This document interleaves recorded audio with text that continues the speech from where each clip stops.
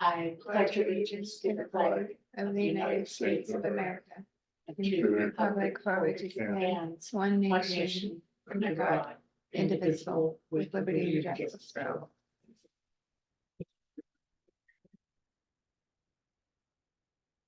Good morning. Today is Tuesday, January 30th.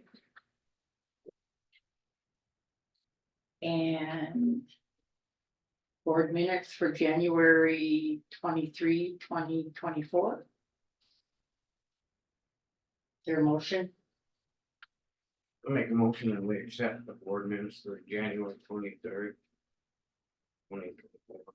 Yes, I got it. Any public comment? Being none, all in favor? Aye. Aye.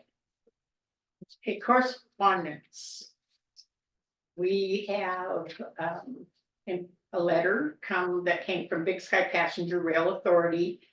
And what it is, it's just gives us the amount that we contributed in 2023, which is $1,310, and that it was tax deductible.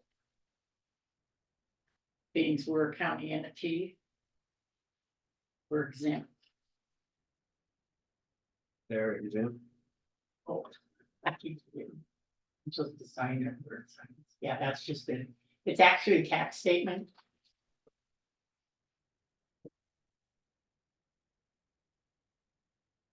Our next correspondence is from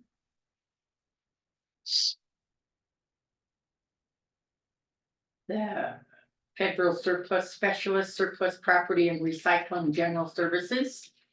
And it states that state surplus is required to update the eligible signers on your surplus account at a minimum of every 3 years. So this is, the account is now due for renewal. And so it has the attached forms that need to be filled out. I don't think this is anything that has to be on the agenda. I think this is just a formal application for surplus property. And then they put our name on that list over there, so like Paul can go in there and get cards or whatever at the state department. Right, it's just we have to fill out a new form.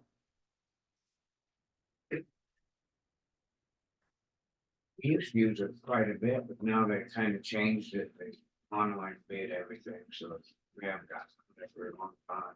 You never know. So you guys just want me to put you guys on there and Paul? Huh?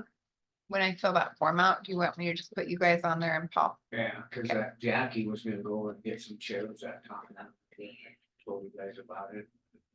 They didn't have nothing. They usually have, I don't count as chair. Okay, so I have to.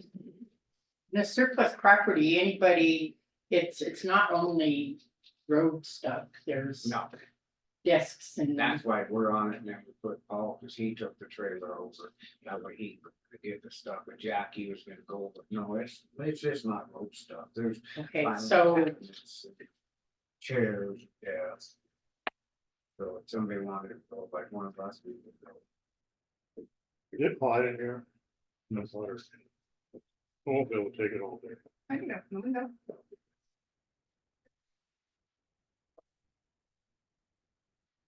Hope you're not getting sick again. I just can't take the heat. okay, so our next. Correspondence is. From Bonnie. Knopf, sorry if I mispronounced that name. PCT WCT Database Administrator for Mako, and this is. Probably to all commissioners that it's come to their attention that some of their members are providing auto insurance to their local search and rescue, which we are not. So this actually doesn't pertain to Grant County, I would think.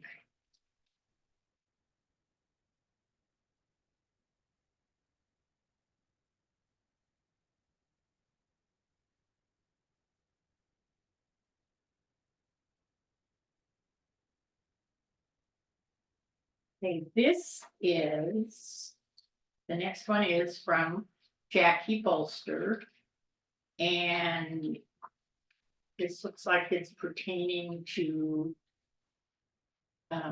grant applications, grants that are available.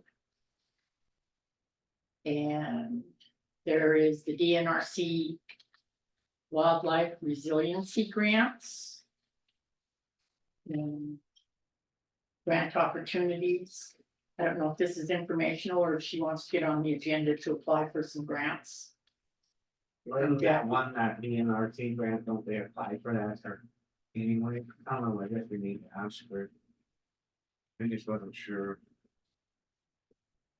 Okay, I think this needs to be put on the agenda for further discussion on opportunities for grants. That would, I think it'd be good for Jackie to explain this to us.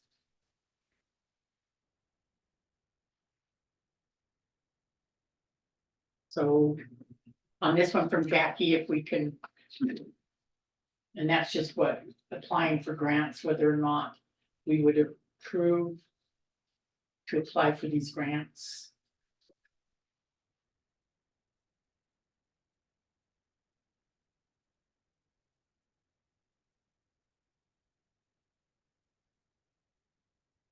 This goes into that wildfire resiliency grants. I don't think we've ever done that stuff. This is something that. Well, I think we need to get Jackie on the agenda to maybe explain that to us and.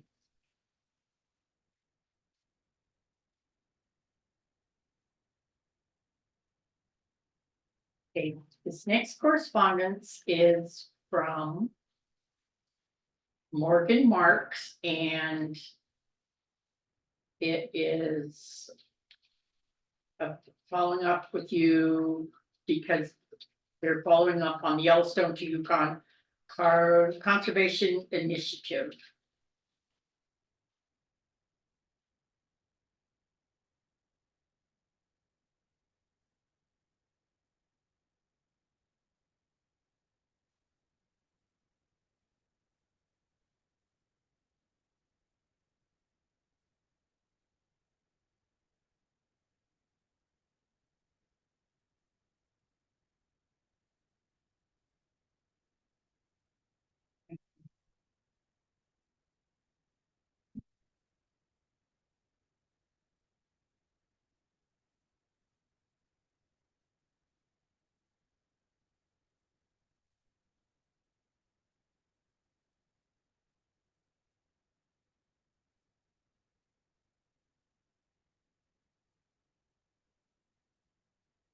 Next one is an email from CDM Smith.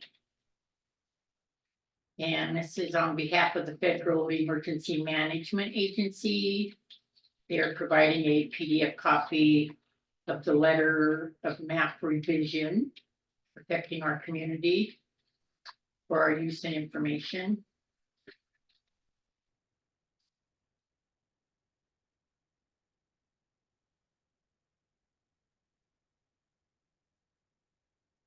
Does this need to be on the agenda to look at this map and discuss it?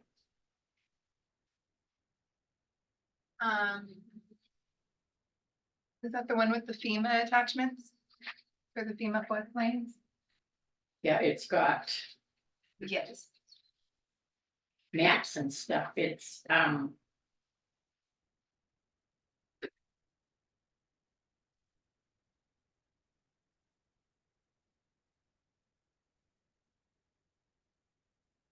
revision, so I guess it's a revision.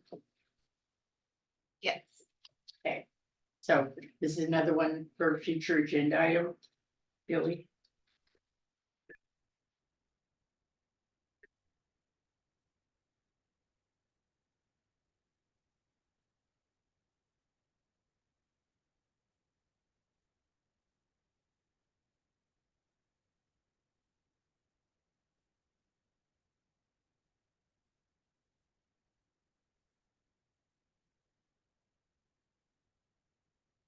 It's that floodplain stuff, so we probably got I'll put it on, we'd probably like to have Linda down here, she,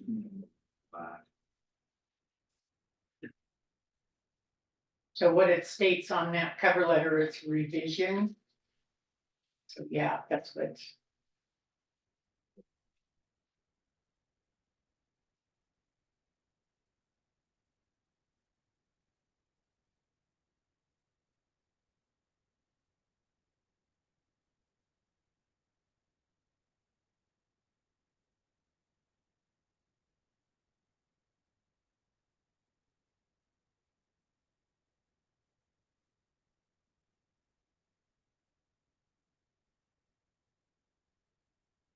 How do you see that? Hmm. Is that how you see that, that it's. Our last. Correspondence. Is. From FERC. And. It is the 2023 dam safety inspection follow-up. Flint Creek project. So I received this and Jeremiah at Great West received this. And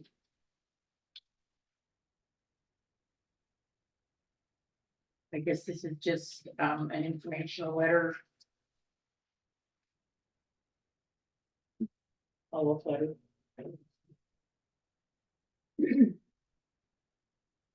you're saying when on the 13th, Kareem performed an inspection showing that he did show up.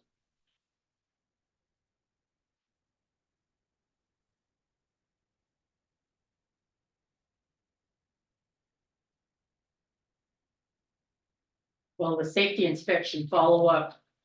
This is that we all showed up at, that's what this one is, and then there's a detailed.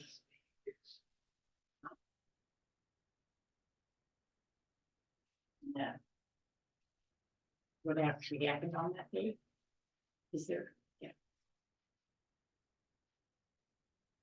Okay, that's it for correspondence today. Is there any public comment on correspondence?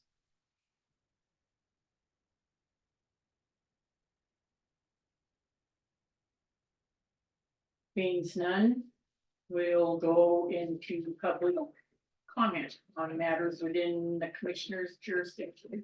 Elena, Go ahead, Elena.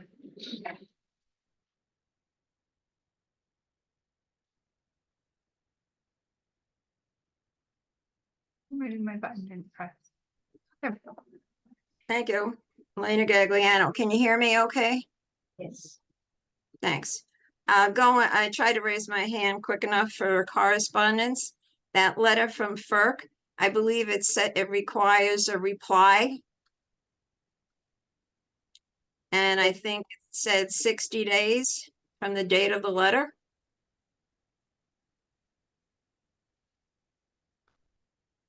Am I right?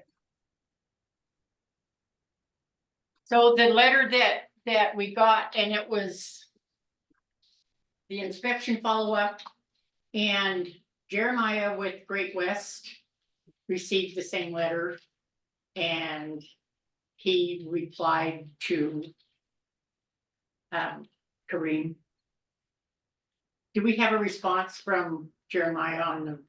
Not an official response yet. They've been going back and forth on some of the details of the letter. Once an official response is prepared, you guys will get that letter of transmittal that will come through here. It'll have to be e-filed to FERC. So we haven't received the letter. Yeah, from Great West, but Great West is working on a response. Okay, so yes, there is a response already. Okay. Just checking on that to see if it should have been there. But as far as public comment, I understand there was a training session given by Dan Clark on January 10th at 2 p.m. in the courthouse. I didn't see any notice on the website. Who attended, what was covered, who requested it, what was the decision, who's paying for the cost. The only correspondence I saw was from Dan Clark about the local government review webinar for January 29th. I didn't see anything else about the training for January 10th. In response to that, this was a courtesy from Dan, and it wasn't anything that was required from anyone. It was for anybody. An email went out to whomever. I got the email, I saw it. I didn't feel that I needed any kind of training on the local study committee, as I've been in this environment for the last 30 years and have gone through the election process on the study commission. This wasn't anything that was required. It isn't, there was no fee involved. It was a courtesy thing for him giving to anybody that didn't quite understand what the local study commission was all about. I'm not talking about that one. I'm talking about the training on January 10th. Oh, you mean the public meeting training? Whatever. Happened to see something on the Town of Phillipsburg website about training. I didn't see anything on the Granite County website. We had it on our calendar for the county website. It was posted on our calendar. It went out to all county board members. It went out to their emails, their board chairs, and they were asked to share it. It went out to all school boards within the county, the hospital boards. It was kind of a blast email that was sent out to anyone affiliated with any public board. And then, yeah, it was posted on our website, town's website. Okay, I Billy don't, was- when you say calendar, what do you mean calendar? I look under events, which supposedly has all the board meetings and all that information. I didn't see anything there. It was posted there. Okay, So Billy, was this requested? Or was this offered to the county, and is there a fee that the county will So- pay?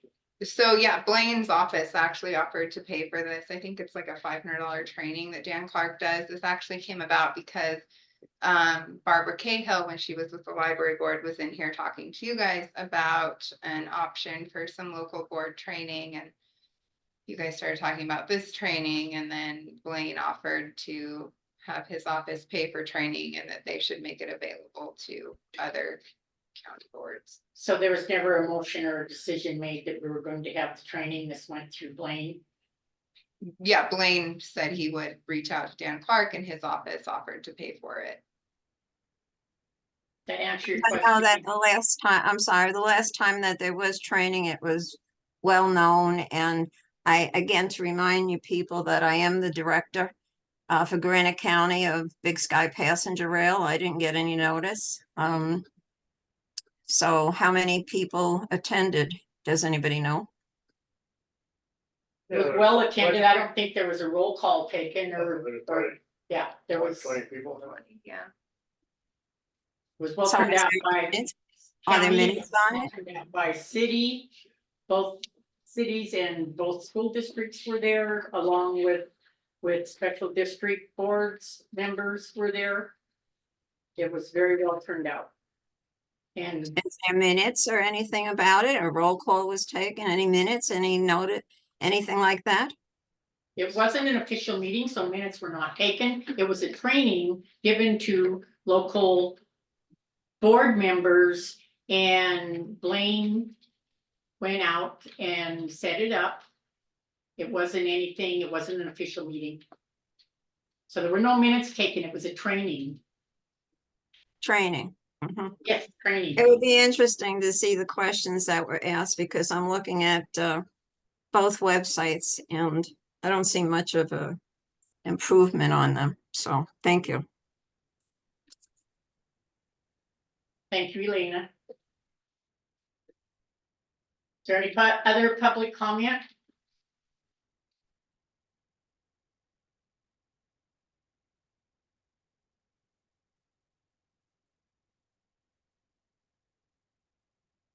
Okay, we'll go into our next agenda item, and that is the weekly report with Road and Bridge Superintendent Paul Alt. Good morning, Paul. Good morning. We're just throwing a little bit of sand still on, places that are icy, frost is coming out of the groundwater everywhere. And which is gonna be, if we do get snow, then we limit it right back to the plowing the pavement again. But other than that, we're just working on stuff and that's about it with the roads. We're having rock slides and shit because of this warm weather. The banks are sloughing off, but. Then with the dump, I got, Matt's coming, he's coming next week to fix drum and scales. For a temporary fix, it's gonna be. Around $1,000, $1,500. And should get it all done on Monday when the scales are closed. And, then he's gonna put a price together for us. He thinks that. Leave the west end alone, because it's not shifting, just fix the east end. When we do it this summer. And he figured if we were to budget $40,000, that would, Can I interrupt you? Can you just lower that a little bit? You're hot, but I'm not. Not open so far, just so that it hits you more than it hits all of us. Sorry. Oh, go ahead. anyway, Thank you. he's pretty confident that if we can budget 40,000 to fix the east side of those scales, that would be pretty sufficient to do it. And, but it's gonna be like a 3-week deal, so we'll have to come up with a different idea for those 3 weeks, if we can even get somebody in to do it. And I mean, this temporary fix might last a year, it might not. But I think we need to keep moving forward with that and get that thing put on get some construction people on it, get it fixed. So we're not sitting there next fall saying, well, shit, we should have did it. You know? So anyway, I've already got him coming to do the temporary fix and also got him to start putting some numbers for it together with contractors of his choice that he works with and That knows what they're. that knows what the hell they're doing, you know. Rather than putting it out to bid. We need to work with the people that know what they're doing. That's just my opinion. You know, and it's gonna be under the 80,000, so it doesn't have to be put out anything. But it didn't work last time, and he said it was constructed wrong. They sat on the scales and jackhammered all the concrete out wrong. I mean, jackhammered it all out because they got the wrong mix. It was mixed. It doesn't matter, no sense. It is what it Who is. did it? Grooms, How long, huh? how long ago? He figured 15 years or so. But they never had the compaction never ever met. And the woman from the state somehow passed it. But, so it's gotta be done different, and it's gotta be dug clear down below the frost line. Which is gonna take quite a bit of concrete, you know. But. So that's where we're at, we don't have any hard numbers, but we have a ballpark. So like you're saying, that 3 weeks, that when they come to the spring, summer, whatever, guy can still done, just go around the scale. Just have to go around them and figure it, And estimate. That's good, so yeah. maybe weigh a few trucks before. I don't know, we just can't turn the way, so. No, there's no way to weigh them, I mean, it's just gonna have to be, So when that happens, that's gonna be a decision that we're gonna have to decide how we're gonna work around it. I mean, we can figure on it because it is for sure gonna happen. Right. And a guy's just gonna have to kind of go back to the old yardage guess per pound, I don't know what else he can do. So, It's gonna be a guesstimate no matter what. so the 3 weeks that it's going to be down, we're gonna have to put public notice. Right. And we'll have, but no, we'll still take garbage though. Yeah. But it's just gonna have to be, Will they do like an eyeball? gonna have to, So in this, go ahead, Scott. I have a question, a solution for half that is half the dumping is from Granite Disposal. And their trucks consistently weigh the same and their weights are very similar all the time. So when truck 6001 comes through, we know it has a payload of 2,500 or, Sure. you know, and we just can just wave them through, you know, make a mark for them, but we know their weights. Customers, yeah, that's. So, for example, once upon a time, it used to be, you'd go to the dump and they'd look and they'd say quarter yard. So would you take that quarter yard and put it down to how many pounds that would be on your, Right, so that's before my time, but I know, but estimating, could you, oh, sure, oh, could I? John like, can. okay, so they're charged a quarter yard, the bill comes to you, can you take that quarter yard and put it into? No, they can type in the No, number, what I'm saying is, we deal in pounds. And they're not gonna be able to say, this is how many pounds, they're gonna look at it and say, like they used to charge, okay, it's an eighth of a yard or a quarter of a yard. So the dump site attendant would say an eighth of a yard, it would come to you and you could get that into pounds to go into their account. Would that work? You see what I think probably what'll happen is John will be there. And he'll just say, well, okay, you got an eighth of a yard there, it looks like 100 pounds. And the guy that's bringing it's gonna say, yeah, I probably got about 100 pounds. And then John will put 100 pounds on the ticket, so when Scott gets the ticket, it'll already have that weight. Okay, so it's just an estimate and you're gonna have to deal with estimates. well, yeah, so it'll be in the system as an estimate, and I won't have to do anything unless he makes a correction, physical correction on the slip.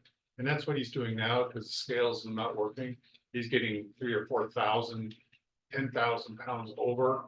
You know, and he knows what the amount is, so he's estimating now, and it says 300 pounds instead of that 3,000. And I make a correction into the system, and I make a note on the dump slip, and then everything's filed and it's all corrected. So it's not overcharging, you know, individuals. So that's If happening. anything, they might be getting a little bit of a deal until the scales are fixed.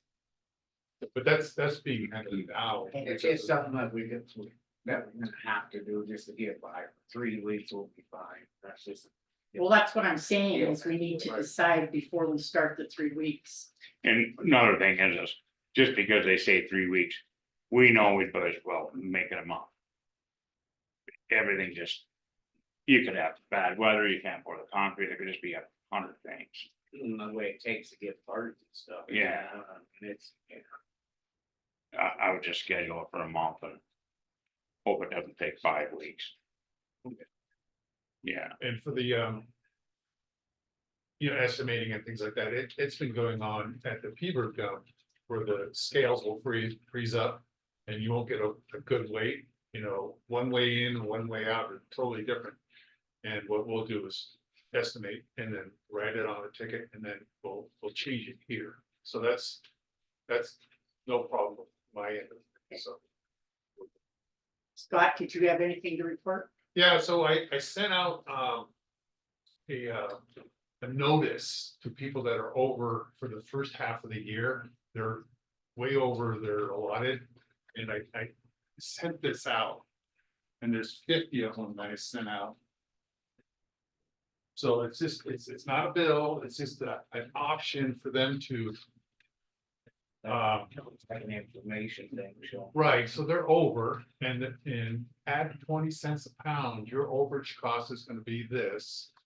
But if you purchase a unit or 2 units or 5 to offset that, your savings is gonna be, you know, 2/3 of what the amount is. I just thought that was a good public notice for them to, you know, manage the finances. Good job. Yeah. So that's. Yeah, good job on There that. was good customer. I think it's gonna stop a lot of the, you know, that everybody, they're still learning. No, this is because the overage charge was 4 cents last year.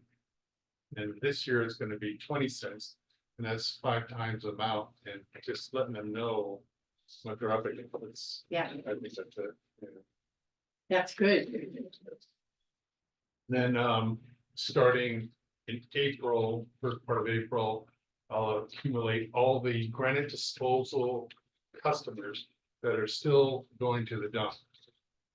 And, I'll bill them at a 20 cent rate. I just want to make sure we're on the same page, because this will be the first of a quarterly schedule. Well, It's 20 cent rate with the same option. Like we talked about the other day. Right. Until, so when you send them out in this quarter, you know, the first quarter, they still get the same option to come and buy a unit. Yeah, that's, But, and for the July one, and then after the 1st of July, we decided the first of the fiscal year, then it's. You know what you need, so buy it. Wayne, did you have a comment? Well, I was just gonna say that I like that that they're basically mutually agreeing upon what the weight is there. If there's issues, then yeah, later not, they're not gonna be upset about it. Chuck, did you have a comment? Yes, I just saying, I think that's really good you got that out, so now, you know, it's explaining it a little bit more, cause there's still people asking questions, appreciate it. so the Drummond Hotel or Motel, they've got, how many units? I talk to them every day too. 10 units or 12 units? Yeah, I'm not sure. Anyway, he called and he says, I need more explanation on this. What does this mean? And I told him, he also has granite disposal. And he's worried about going to the dump as well. And I told him, well, if you can fill your dumpsters without going to the dump, then there's no charge, there's nothing extra for you. You know, but once you start going to the dump, you're gonna be charged 20 cents a pound. So if you can fill your dumpsters and things like that. And I also told him, Rick is willing to work with you. If you've got a couch or some other furniture or things like that, won't go in the dumpster or the dumpster's full. He'll pick that up, just give him a call and he'll make arrangements for it, because he's willing to work with all his customers, because it's part of his service. And he's told me that a couple of times, so I relayed that to him and he was happy with that, so. Was he only talking about like one unit or the units for the business, his business, not his apartment units, or what was? Oh, he's talking about his hotel. He might need. So he he should be paying multiple units. He's got already. 10 units. Okay. That he's paying for. And that's being absorbed by granite disposal, like. so granite disposal is using all those 10 units and he wouldn't be able to. Because keep that's one for for the himself. policy, right? For businesses, they're absorbing everything. Okay. Because that way he can pay for his dumpage. And that's my understanding of the agreement, the co-op. And so I told him to, fill those dumpsters, and if you got extra, work with Rick on, things. So one of the things we talked about, like with a duplex, potentially, didn't we talk about how one of them could be part of it and one not? So that could be, I mean, but if he's using all of them for granite disposal, He can adjust his rent too. you yeah. know, but it, you know, they don't pay for it. Okay, so you're saying you'd work with them, granite disposal, then he should be working with every customer Yeah, that would have a couch that they couldn't put in their garbage can where he'd come, Yeah.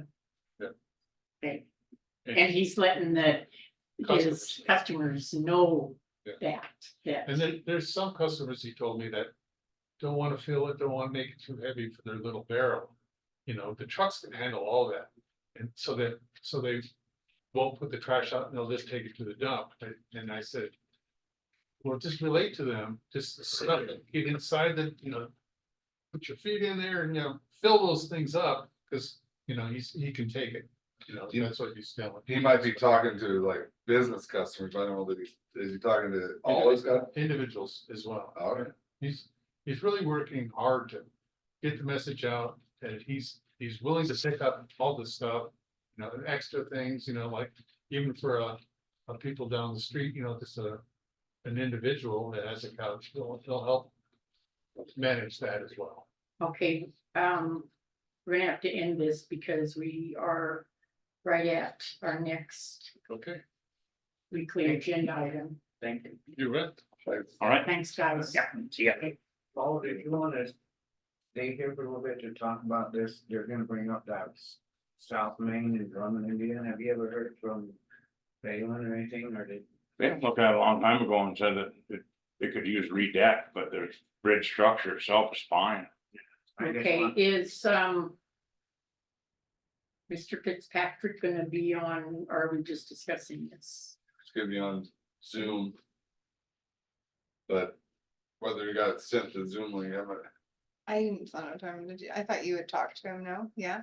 yeah, but I haven't seen the Zoom link, Oh, but I okay. can see.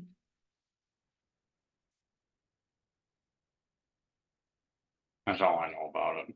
But Did you see, you probably didn't see any of those emails we got from him concerning that bridge and Bear did Gulch, anybody show them to you? Did you? I seen them, the ones in Okay. Bear Gulch. Yeah. Yeah. And then the same deal with the one at Rock Creek, that's not ours, I mean, it's. I met with them again, I told them what you guys said, that if something happened, we could. Run some graders in and blade the road, but we're not doing it every week or every day or just one time. So do we not have Mr. Fitzpatrick? Do we need to put this, table this with him and? Oh, Lane's reaching out. he was prepared for it, so. Have Zoom.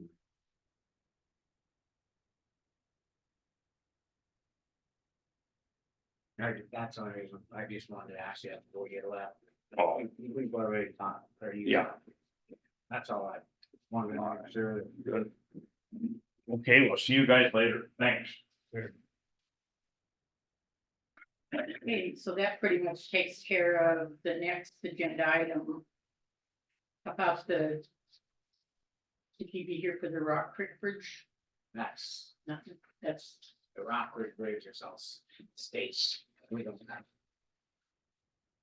why is it on the agenda? Cause they are trying to, they're wanting to show that there's gonna be a public meeting. And they're just, there's a thing here from. I was reading it from Jackie Bolster. That it's just that Ella Courier is saying that February 20th, a meeting that we just kind of want to make sure, being there's people in this county that could affect, that they know about the meeting. Just, it was just kind of like a notice that's going on. Okay, so this was. Last week's correspondence. And. It's on the agenda. To discuss. Yeah, we're not making no, 70-22. I think we put it as like Yeah. a decision, but we're not making none. It's just that really to notify people that we've been talking and that now they can go to that meeting and they can ask the state what they're, we don't. know. Count, I think it's Missoula County. Yeah. Yeah. But I think they're working with MDT.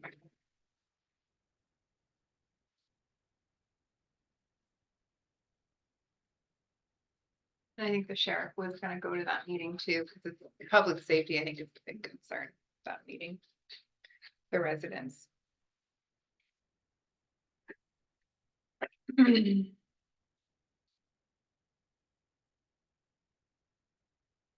That's your discussion on it. Yeah, I'm just, that's what I, yeah. Do you have any discussion on it?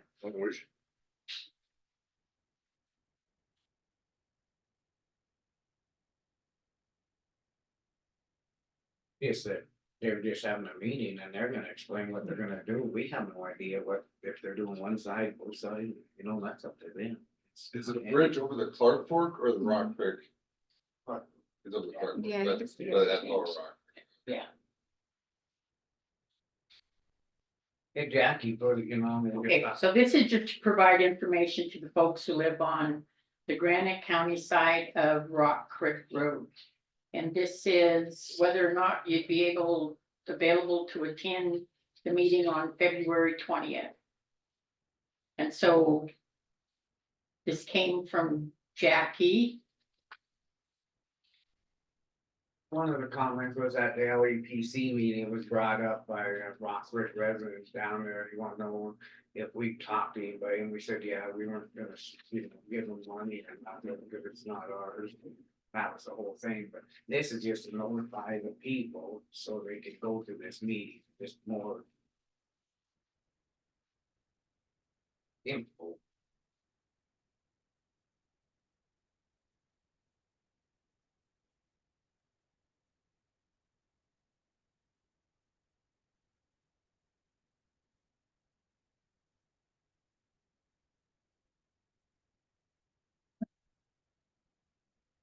I'm confused. And what? Well, the agenda item is just. We're discussing. That we don't have any part in it, but we're. Look, we wanna notify the people that live on the Granite County side of the Rock Creek Road. That this meeting is available, and how are we gonna do that? And the other thing was that we was gonna see if Scott, and he's be the first one to be called on to save the bridge water snap. Remember last week we talked about that. I'm seeing if he was gonna go, cause he'd be the first one.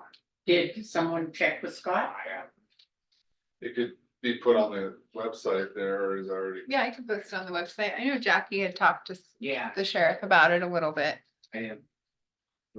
So Jackie talked with the sheriff about it? Cause he'd be the first responder. Okay, so I guess this agenda item is, it's on the website. Jackie Bolster has visited with the sheriff. Whether or not he's gonna be attending the meeting. And the meeting is available for the Granite County, residents of the Granite County side of Rock Creek Road. End of discussion? Okay. Is there any public comment? Elena. Go ahead, Elaine. Elena, sorry. That's okay, thank you. I've been called worse. Just a comment. If you're confused, Blanche, you can imagine how the public is right now. I don't even know if John Fitzpatrick knew about this, that it was going to be discussed. Gail was on earlier. Gail Leeper, the mayor from Drummond. She's gone now, so that's my comment. It's interesting how nobody knows who's on first, who's on second. Thank you. John, No, Dr. Pecker did know about it. he did know about it. Yeah, but he was on for the, not for the Rock Creek one, but for the South Main. He was on the, He was on Oh, the okay. agenda, I don't know. Yeah, whether he had was on. asked for it, the Because- meeting, so. Cause on the emails and that he sent, that's why I wanted back on, and he was one talking about going partners with Drummond and that. Yeah, On that, and that's why I brought it up with Paul, that he talked to Bailey, so I just read that. do you want me to okay, summarize what he had talked to me about? yeah, wait, okay, let's do this. Because of the fact that he was notified and apparently maybe he forgot. And his discussing with him was prior to the bridge project. So if we don't have him on Zoom with us, then we certainly can't discuss the bridge project on South Main. So I would say, if you want to go ahead and summarize it, we'll table it again and try to get him back on, make sure Okay, that we have this discussion. okay. So he would, I could summarize and Okay, then yeah. have it on again next Yes, week. yes, So, the state legislature through the House Bill 11 got the 190,000 for that, the bridge over on South Main, close to railroad tracks. That was town of Drummond that worked with them on that. Now we've learned that the county's responsibility on that road, and even by statute, the statute gives us the county's duty over bridges and cities. I don't know why that is, but it's in statute. I just want to interrupt you just one Okay. second. The statute is that the counties are responsible for the bridges, not the cities. Correct. So, his point back to me was that, cause I told him that the county was looking at doing the improvements, but without using the grant funding. And, he was like, well, even though you guys, the county didn't apply for it, that could hurt you in future, grant funding cycles, because if you just outright reject it. The thought he had was that potentially, if the county's putting in a lesser amount, that you still put that in and get the grant, you have to do a half of match, it could be in kind. His thought was to, contract with the town of Drummond, because the money, he still thinks has to go through them. The county would contract with them to use those, the funding. He was gonna sit down and talk with the mayor about that. I don't know if he was able to yet or not. So that's where we're at. I know that you guys, the county commission wasn't wanting to totally replace it by any means. Okay, so this is something that the county would make the decision whether or not they wanted to work with the town, or whether or not they wanted to just fix the bridge themselves. Correct, and commission decisions. And then the thing about it, what I kind of understood too, is when you get on this, Randy's talking about, there's a lot more to that than just fixing the bridge, there's. We want to replace the gap, which is what's back, so why would we just do it on our own, get some boards cut, put it down, we've done quite a few other bridges that way, and I just need Okay, grant, I'm just not. okay, so what you're saying is that you don't feel that we should apply for the grant possibly, and that we should just fix it on our own, and we've had an engineer look at it, have we, and that the deck needs replaced? So this is a decision that are we going to decide when we visit with Fitzpatrick, or, Find out more yeah, on find this. out more on it? Cause see, he's talking about a different grant than that 109, we don't want that. Or but I mean, this other one's like a 50 or something, saying that, what do you say, and then you got it. But it'd still be the same pot of money, but you don't have to go for the whole amount. But it's still a 50% match, could be in kind, but, that is still potentially contracting with the town of Drummond, looking into that. So it's something that, county could look into more if you're interested. So are you saying, Blaine, contract with the town of Drummond in with them paying a portion of it? Is that what you're Well, saying? no, that, so they have, town of Drummond's the one that has access to the funding through that. Okay. And so the funding would have to come through them, so the county would do the work, and then it has to work with the town of, the county work with the town of Drummond to get the reimbursement. But again, there's still that 50% match. Okay, well, we've got Amelia Wood. No, we don't, never mind, I'm sorry, Amelia, Amanda. We are actually running late. We have, what is it? Dam tenders. Elaine is waiting. Okay, so what we're doing then is we've already discussed the Rock Creek Bridge interchange project, and it's just information to go out to the public that live in that area.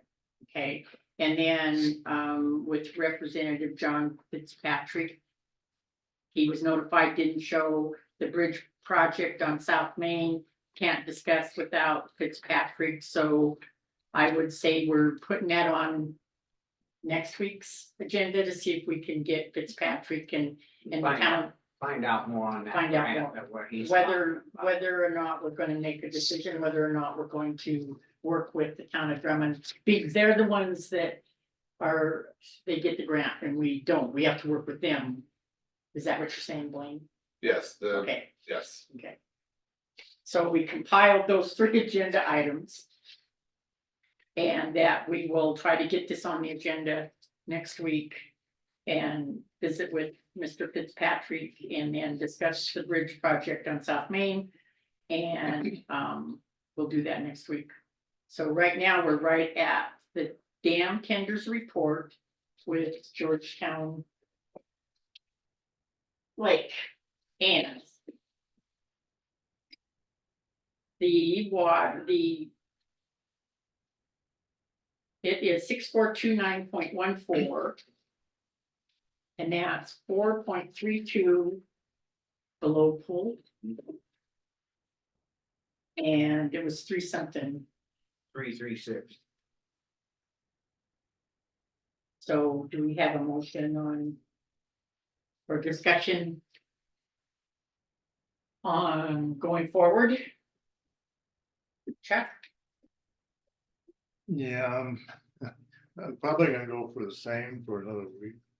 I And think then I saw I went to the 18th, February 18th on the last week.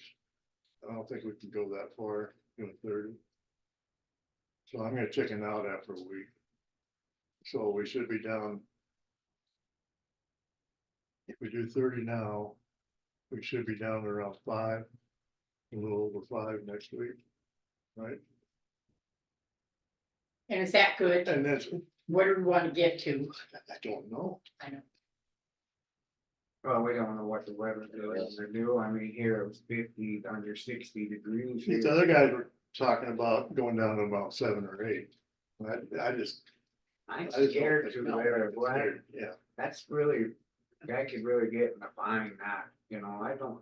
Maybe, I'm like you, let's just keep this week to week and then next week, let's see what does, and if we have to drop it, well, we can. But I just pray you take that big drop from 30 down to 7.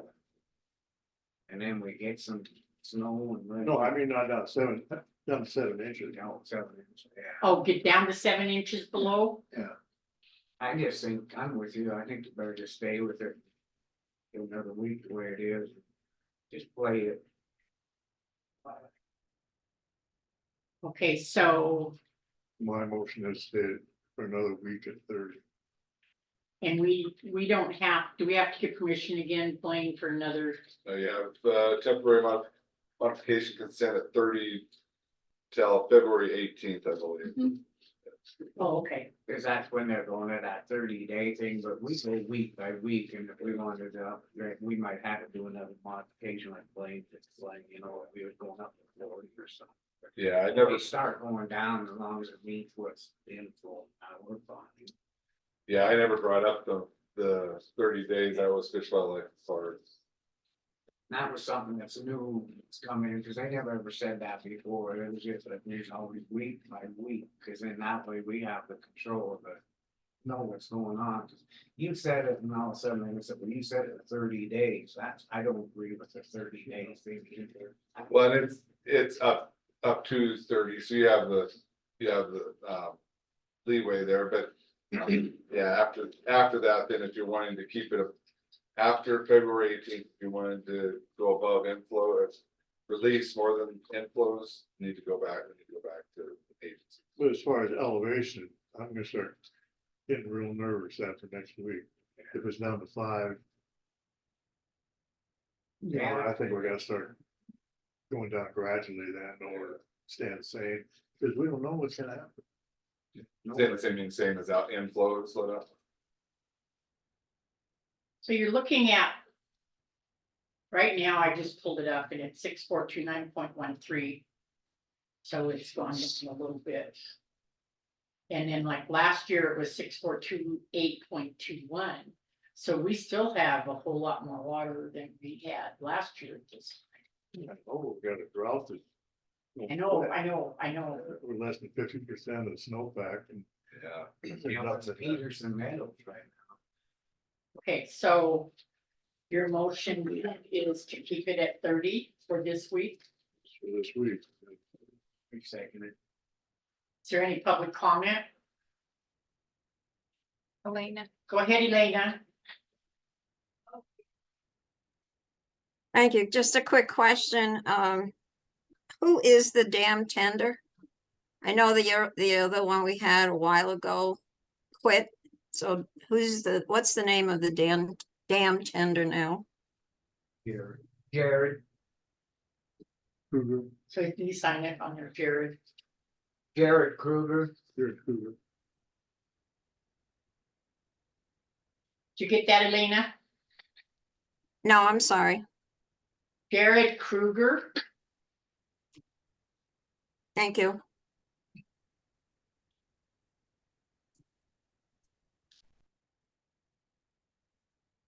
Okay, all in favor? Aye. Aye. Okay.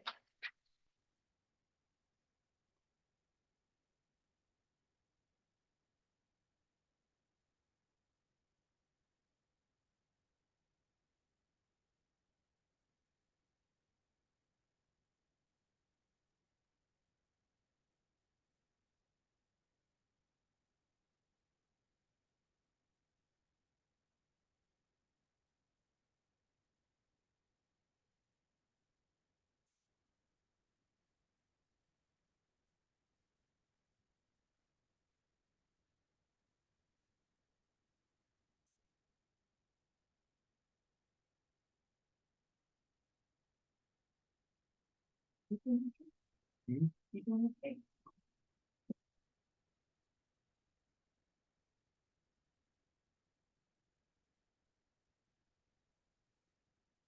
Didn't sleep good last night. I know. We go off a minute. Hmm? Can we go off for a minute? Agree. Right at our next agenda item. Oh, we got a couple. Wait to go off for a second.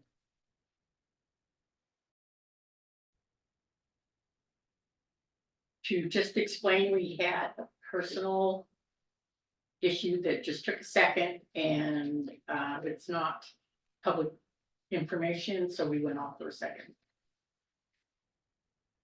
Okay, our next agenda item, What's that smiley face there now? Oh, you can put emojis on there. From who? I see anger face. That was It's an an anger anger face is what that Mhm. is.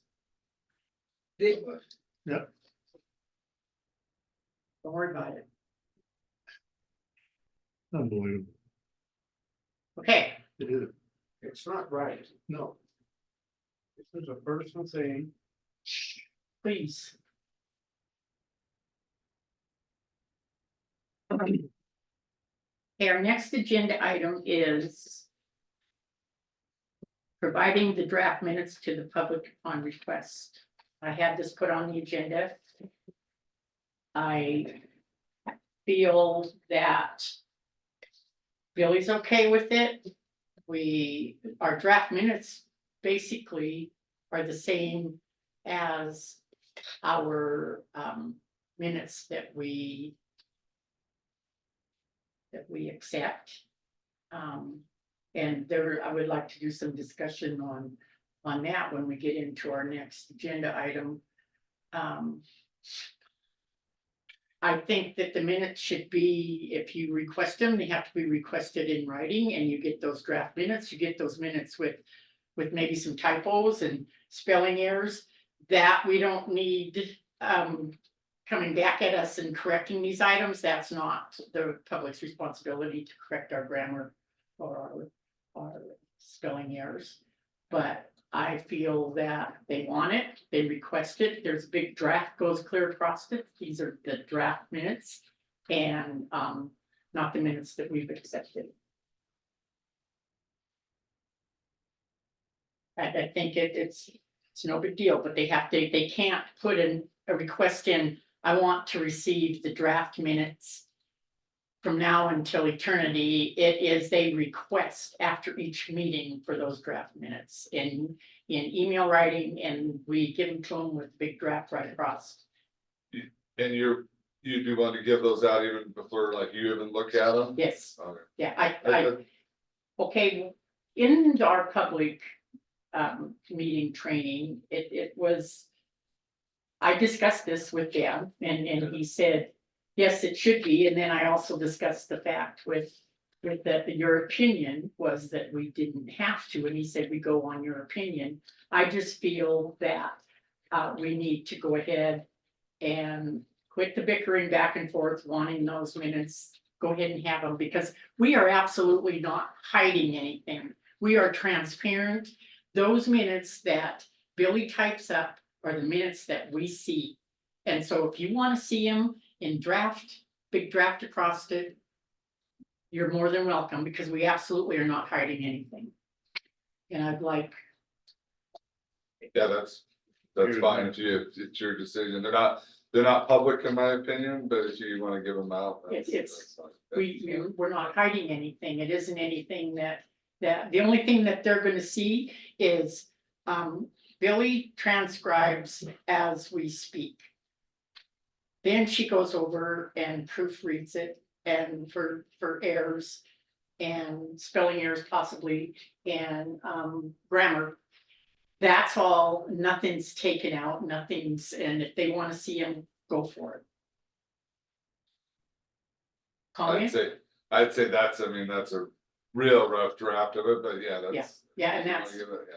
I know, at one point, I remember with Mike, he did them all by hand, and he had his little yellow legal pad. And he did all the notes, then he took the notes from his legal pad and put them into a Word document. So they were requesting those notes. And they felt that we felt that no. But with this, there's a comment in the public meeting thing that notes are taken in depth, but minutes are written in summary. I think the minutes are really good. Well, the Yeah, minutes, dude, I'm yeah. still thinking that the minutes are to the point we're still putting he said, she said, and that's something that shouldn't be in them, but it's in the draft form, and let them read it. I think we could maybe with the draft form, take that draft form and summarize it where decisions are made instead of he said, she said. All I'd say though is if, like, when I'm giving like a legal opinion, I'd ask that be put in there, maybe. Oh, absolutely. Maybe, if you guys don't want what you're specifically stating, unless you say I want that on the record, then it would Yeah. just be a summary. Yeah. That could be done. Yeah. And when you read this, when you read that, it's all the decisions are there. Yeah, And any vote is there. And, we're getting where, okay. Barney said, well, I think that it should be this way, and Susan said, no, it shouldn't be this way, and that is in there. Another question I want to ask is that in the minutes that we approved, we have a written comment from the public stating verbatim why they don't feel that the we should be giving a letter of support for them to redo the museum upstairs into apartments. That's something that was in there, and it was verbatim written comment. Does that have to be in the minutes? a lot, Or could that the be way in- I see a lot of times, the public is wanting that in there, so then they know that you're considering it. So I like the specifics on public comment in there. A lot of, I guess technically it doesn't need to be in there unless they ask for it to be. And if they verbatim, but, requested, then you put it in. yeah, but, if it's easy to cut and copy and paste, I think it's fine. But So was there a motion? I make a motion that we provide the draft minutes to the public upon request. And the request is they would get a draft, and the request has to be by email in writing of some sort Each week. each week. Okay. Another I just reading this too, is it, like where it goes on, remember what is done or accomplished at a meeting or left unfinished is of the utmost importance, not what is said, therefore be alert, like, I guess I'm kind of stuck on that. what he's saying, what his opinion is, all should be totally summary of what's said. So there was, I guess if there was, example would be there 10 people here and 5 were for something, 5 against, it would just be a generic that 5 people were for it, 5 people against it. Though, I'm really an advocate of, if public are here and they have a comment, I think it should, what they said should be put in there, cause a lot of times, you know, if you have like a huge meeting, that would help summarize it. When someone comes in here and says something specific, I think it's a good idea to have it in there. The public knows you know what they're saying, they're considering. So my motion is still out there. Do I have a second? Just a second.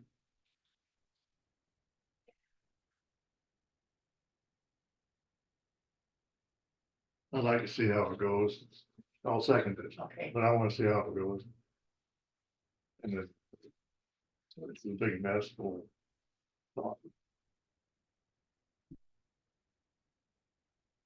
any public comment? Elena, Go ahead, Elena. Elena Gagliano for the record. I want to thank you, Blanche, for putting this on the agenda. My comment is, when Mike did it, it was a draft form. I was able to ask him in an email for the draft. He sent it to me saying, please forgive the spelling and grammar. It was understood. And the other thing is any corrections that are made by the commissioners should be highlighted, like what it was and what it was changed to, so we know what the corrections are. And again, I want to thank you, Blanche. And if you want any more information, I'll be more than happy to provide it to you as far as how minutes are taken and how they use the Zoom recording. And the reference to the Zoom recording. But thank you again and for passing this. Thank you. Thank you, Elena. Any other public comment? Yes, Blaine? I have no issues with what you're doing whatsoever, but there could be more errors than just a typo or grammar, because if you, like, you forget the word not in there, it totally would change what you're saying, so it's gotta be understood that it's totally a rough draft. Yep. It's definitely, there could be major errors in it, and that they will be corrected, hopefully by the time that it comes. And with her saying that. So are you saying that, Mike kept his notes on a legal yellow pad? He copied those and sent them to you? Is that what you're saying? here, I have to go Elena? back over here. Hold on. I'm sorry, what was that? I know that Mike kept his notes on a yellow legal pad. Those were his notes. Are you saying that he sent those to you, or are you saying that he typed in the draft and then sent that to you? Blanche, towards the end, he would type them into the computer. And when the monitor was up, you can even see him typing them in for the people that were hearing disabled. And that's what he would send. And yes, it said draft across it. And the public, quote unquote, give him a little credit. We've been doing it for years. And the only reason why it stopped was because of a certain ex-commissioner who did not want the minutes shown, the draft of the minutes. Okay, Otherwise, it was done. Thank you. so motion carried and passed that upon request. He wasn't voted. You guys didn't vote. He wasn't carried. I need to call for the vote. All in favor?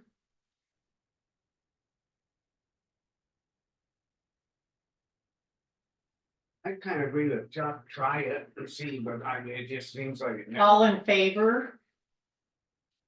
No, Okay. No. You're saying no? After the discussion. Why? cause Because I it see seems that. like it don't ever end, it's gotta happen. Okay, this is why we're ending it. All she's asking for, or the public's asking for, is for Billy to send her draft that she's doing right now. That's all we're asking. That's all we're asking. You seconded it. Now you're I turning know, around I and heard a bunch saying, of conversation afterwards. because you're I changed upset my with what mind. she said, this isn't I having, changed my mind, okay? why? Tell me why. I don't have to tell you. Yes, you do have to tell me why. No, I don't. Yes, you do. No, I don't. Does he have to tell me why? It's just if you, I'm asking something and you're deciding because you get upset with comments made. So you're not gonna do it. All I'm asking for is let's quit with the every day, every week, every time. I want the draft minutes, I want the draft minutes, when clearly it says in the statute that yes. We have in the statute an opinion on someone saying, yes, send them the draft minutes. Apparently Mike sent the draft minutes. And now we have an opinion from Blaine saying you don't have to. So now. The motion was made, the second was made, and now you're changing your mind. And as far as the legal opinions, even the county attorneys are split on it. Okay, that's it.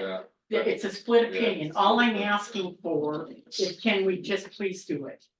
Can we quit with the arguing every week? It gets old. I know it. There's no reason. I know. And You it won't said quit. It you- won't quit if we do Yes, this. it will. No, She it can't, won't. she can't say I Oh, want the draft There'll be another minutes. problem. There'll Well, be that's, another- okay, that's another problem we'll solve then, Chuck.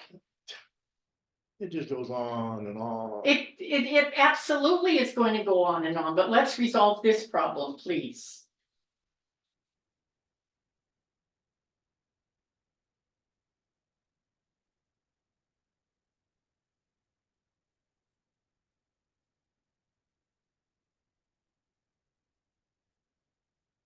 how about like a 30-day trial and see how it works, Chuck? And if it's working out, then you can continue it. Okay, we'll talk about it in 30 days. We'll do it. I'll go with doing it for 30 days. And then we can talk about it. So that'd be amended motion. And I'll amend it. Or no, people.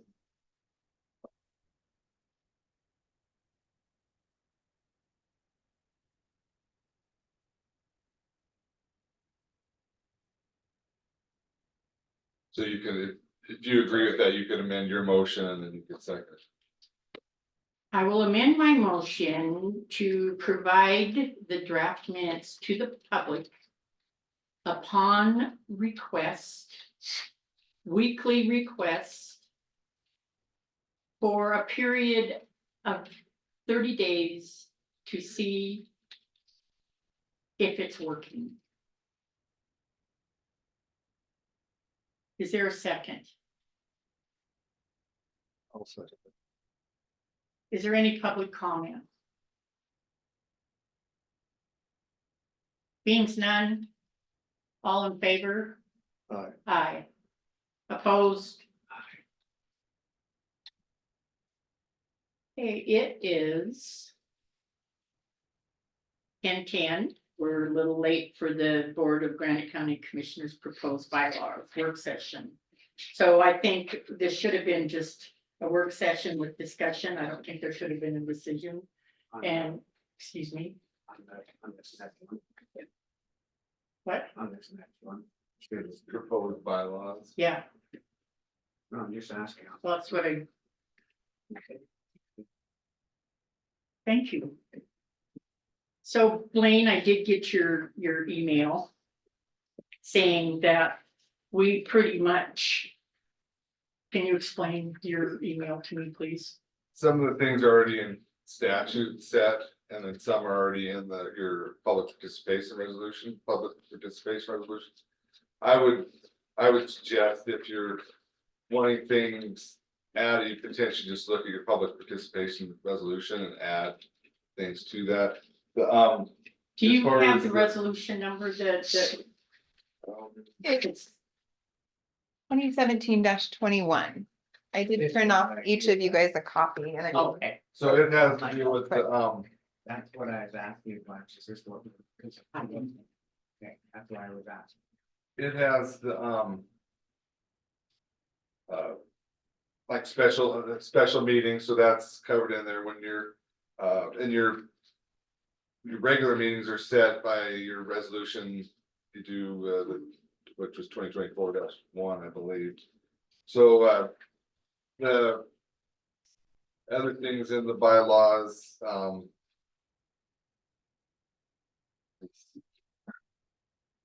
you got a draft of the Did I- bylaws. oh. The Oh, of the bylaws. bylaws, I do. Hold on. I, I think this is just kind of going back what we've done before, I don't think we're changing. something. The,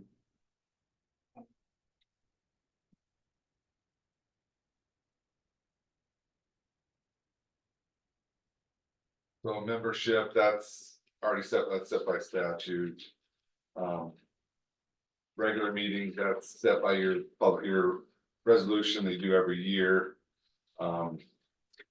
The size compensation, other compensation is done by the budget. So there, I just don't think a lot of vacancies is covered by statute, resignations covered by statute. Committees, you can form subcommittees Okay. without it, so. As far as this one, I don't see where it Okay. adds to what you're. Okay, so, and then this is why I kind of wanted it on for discussion, simply because I want us to be doing the right thing. I didn't know about this resolution. Does this resolution have to be updated every so often, or can we go by? I think it should be just due to the fact that then they know that we don't get people calling in saying that we haven't looked at it, this way if there's something you see you might want to update, let's do, put it back on. Yeah. Don't move on. Well, like, I think Elkhorn may not be going anymore, is it? It's closed, so, potentially finding a alternative location there, or, I know there's, This is on that tri-count or just. Down there. up here, that we- no, where you guys have the actual agenda posted, Oh, it gets emailed and they post it, but Elkhorn is on here and they're no longer. Because it might be purchased and start up Okay. again, but it's not going right now. So in this discussion, then I think we maybe need to revise our resolution for public participation. Do what now? Revise our resolution, the 2017-21. Yeah, actually.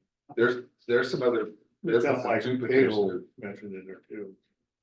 Okay, Blaine, any other comment? There's maybe some other spots in like Lower Rockers that could replace Elkhorn. Like even I don't know if the Rock Creek Lodge, if it's not in Grant County, but it still could be a public, is it open? No. yeah. not yet, Oh, yeah. but maybe in the There's, summer they would. Fishing Bums Place, what's that called? They're couple ways. Yeah, they probably could call that guy, I can't think of his name right off hand, find out whether maybe he knows a better place, the one that's kind of the head of the homeowners thing down there.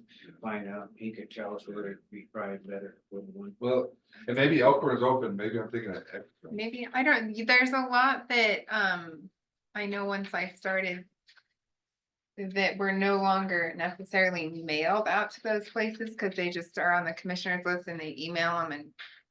They just print them and post them, so they've asked not to receive it by mail anymore, Maybe even so maybe they're one of those, but. the Clinton Market. that Okay, might be a good one. so. We're looking at almost starting our next agenda item. I want to ask a question, Blaine, on the agenda. Do I have control of the agenda as the chair? So the chair could put items on the agenda or two commissioners. So So, and maybe in this, what I'd like to request. And I think I'd like you guys to really think about this, is when we discuss the times on the agenda, remember when we were discussing that? I would request that maybe we try to do the agenda without times on it. simply because there's so many timeframes that are not, that are, do not work with the agenda item. Just a second, may I finish? I'm just waiting. Oh. And the reason I say, I realize that the times are on there, but several, there are more agenda items do not have times on them. We just run the course of the agenda item as it's written.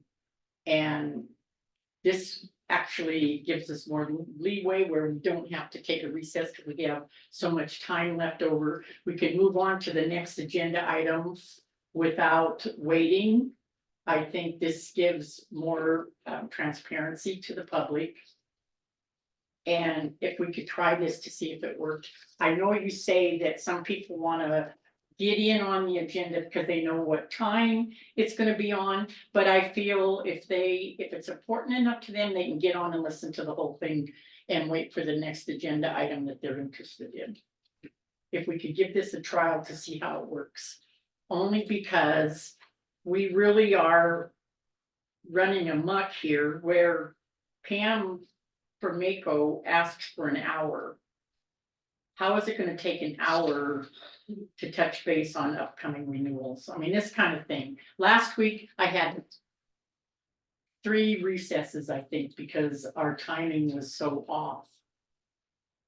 Which I found out through the public meeting training is that we can recess.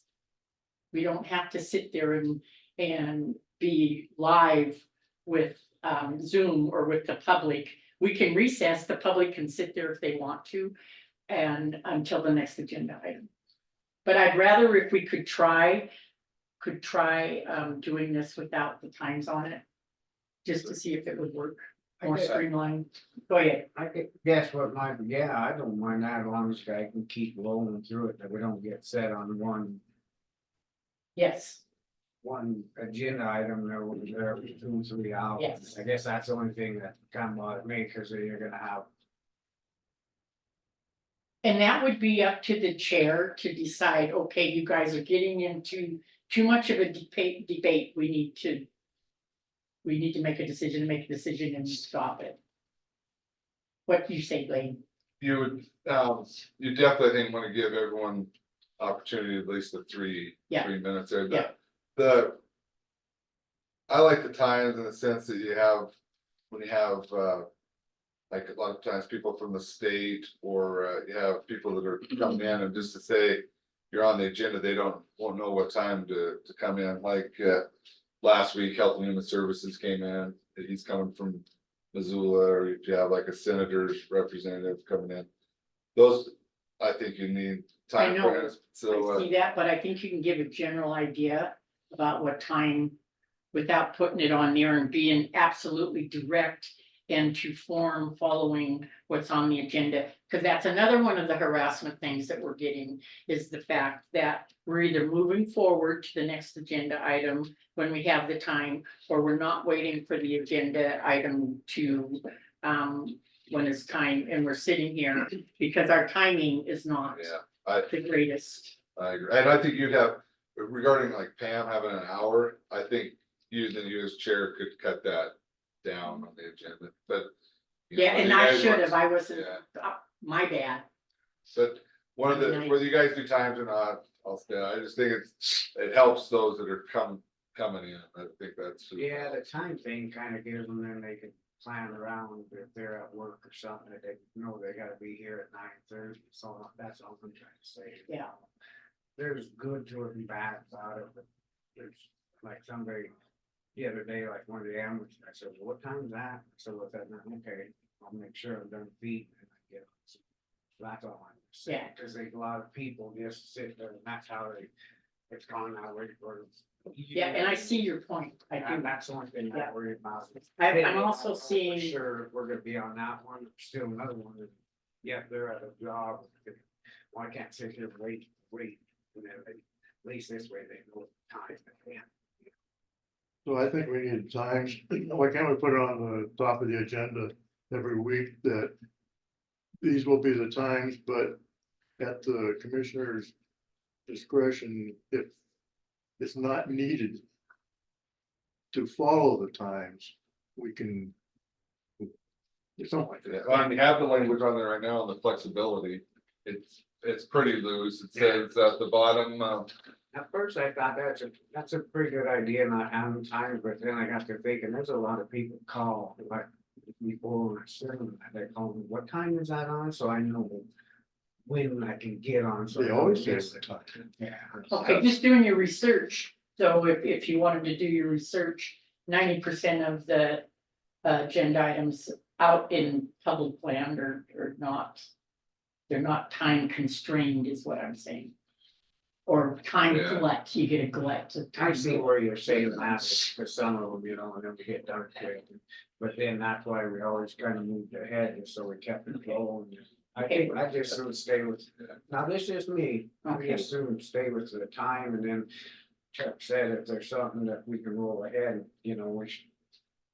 the other thought you could do a hybrid where the people that are coming in could be first and then the other agenda items are that.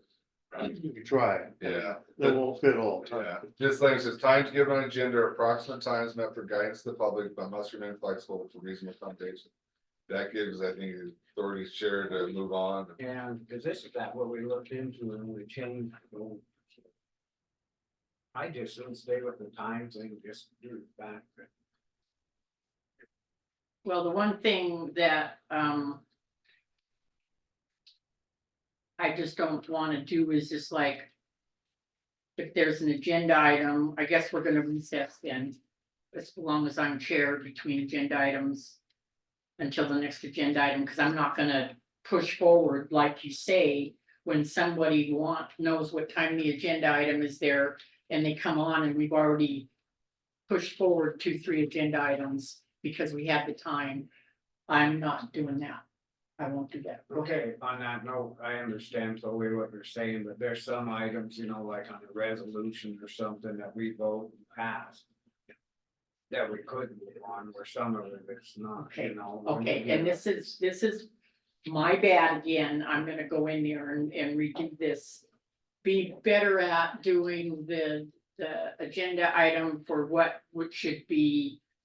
Priority when we're gonna go through it and only take a minute, like. On this next agenda item, the cost of surveying the roads. That's gonna take, what, a minute? Huh. You see what I mean? Okay, all right, so just discussion, this bylaw thing was actually just a discussion, that's all we were doing, there was no decision to be made. So with that, Blaine, does there have to be a public comment on Yeah, discussion? yeah. Is there any public comment on the agenda item proposed bylaws? Go ahead, Elena.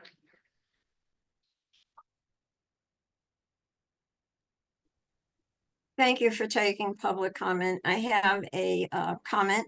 Since this was a working session, is it going to be on the next agenda for discussion and decision? On decision or just more discussion? And my question is, I noticed in the documents, it says sample bylaws. Appendix 2, page 66 and 96 and 97. Where did that come from? Rochelle brownies from the Avon Cafe, they're baked fresh yesterday. Excuse me, we've got a public comment going on. I apologize. Which, were you through, Elena? On the documents for today, I guess, it says sample bylaws. And it's appendix 2 sample bylaws. Where did that come from? Because it says page 96 and 97. That came from MSU, the local government. And it was an appendix from the local government. What was it, Billy, do you remember? It's like their board training Board training handbook. thing. That was me, I found it and I put it on the Thank you, because I noticed it comes from the handbook 2022 edition. I noticed that, and I believe that they're all the codes that are also contained within that handbook. All the Montana codes annotated. Thank you. Thank you. Okay, so our next agenda item is the cost of surveying the roads. I think, funding, where it's gonna come from. Did we get a estimate what it might cost? Hmm? Did we get an estimate what it might cost? So I reached out to Barney Allen, haven't heard back from him, Okay. so he could be on vacation or so, do you wanna Okay. table this Hey, or? I would like to make a suggestion, being, we have the PILT fund. And the PILT fund is discretionary with the commission. I think that let's plan on doing the cost of this out of PILT. There is, I don't have, whoops, sorry. go ahead. I'm just saying, yeah, I don't have a problem with that, but I just kind of want, I'd like to know what it's gonna cost in case we, you know. Well, I think if we've reached out, we don't know what it's gonna cost, but I think we have to do it. I think we're gonna just take it from PILT. It's not gonna bankrupt PILT in any way. I think that we just need to, because that's a discretionary fund and the fund that we can use when we haven't budgeted something. And is this gonna be probably in next year's budget? It Yeah, won't be in this yeah. year's You know, budget. because they want to go up in the spray, you know, and you can actually see and look, there's some stuff in the road and that, yeah, it's. You know, But we'll still need a public hearing on the issue, so we got card a little bit ahead of the horse, but definitely wanted to have it out there where your funding was gonna come Yeah. from if you decide to go forward with the survey. So the motion could be if the survey is necessary. So if a survey is necessary, would you like to make the motion? Yeah, I'll have to make the motion that we go ahead and, once we find out what it costs and take it out of field so we can finish this up. And we kind of promised the people about doing it, so that's just. You know, it's, I'll second. Okay, any public comment?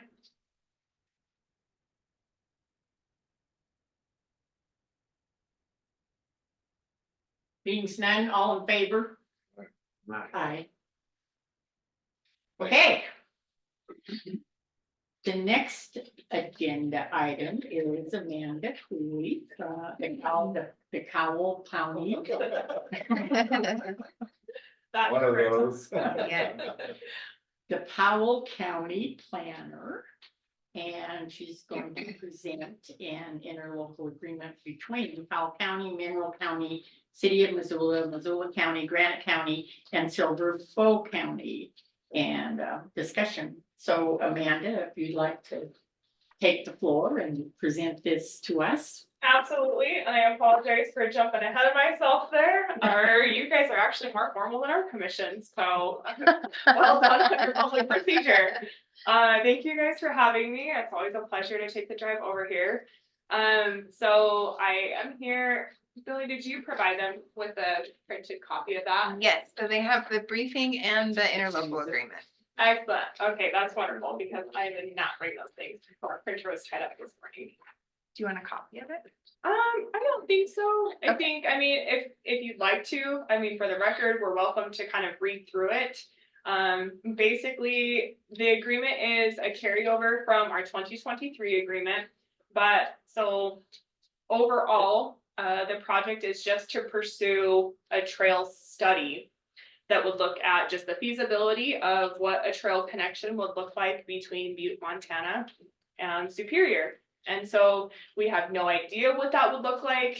There's some portions that are complete. So in Powell County, in the Deer Lodge area, I've got about 10 miles that are kind of along the corridor that are complete. But in most areas, including the rest of my county, we don't know what that trail will look like, if it's possible. And so, you know, this funding, so we're pursuing about $5 million in funding this year.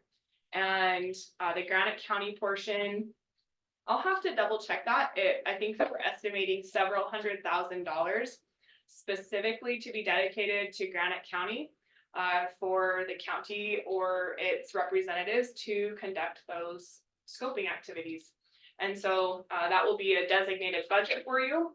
And we're considering that your part of a larger request.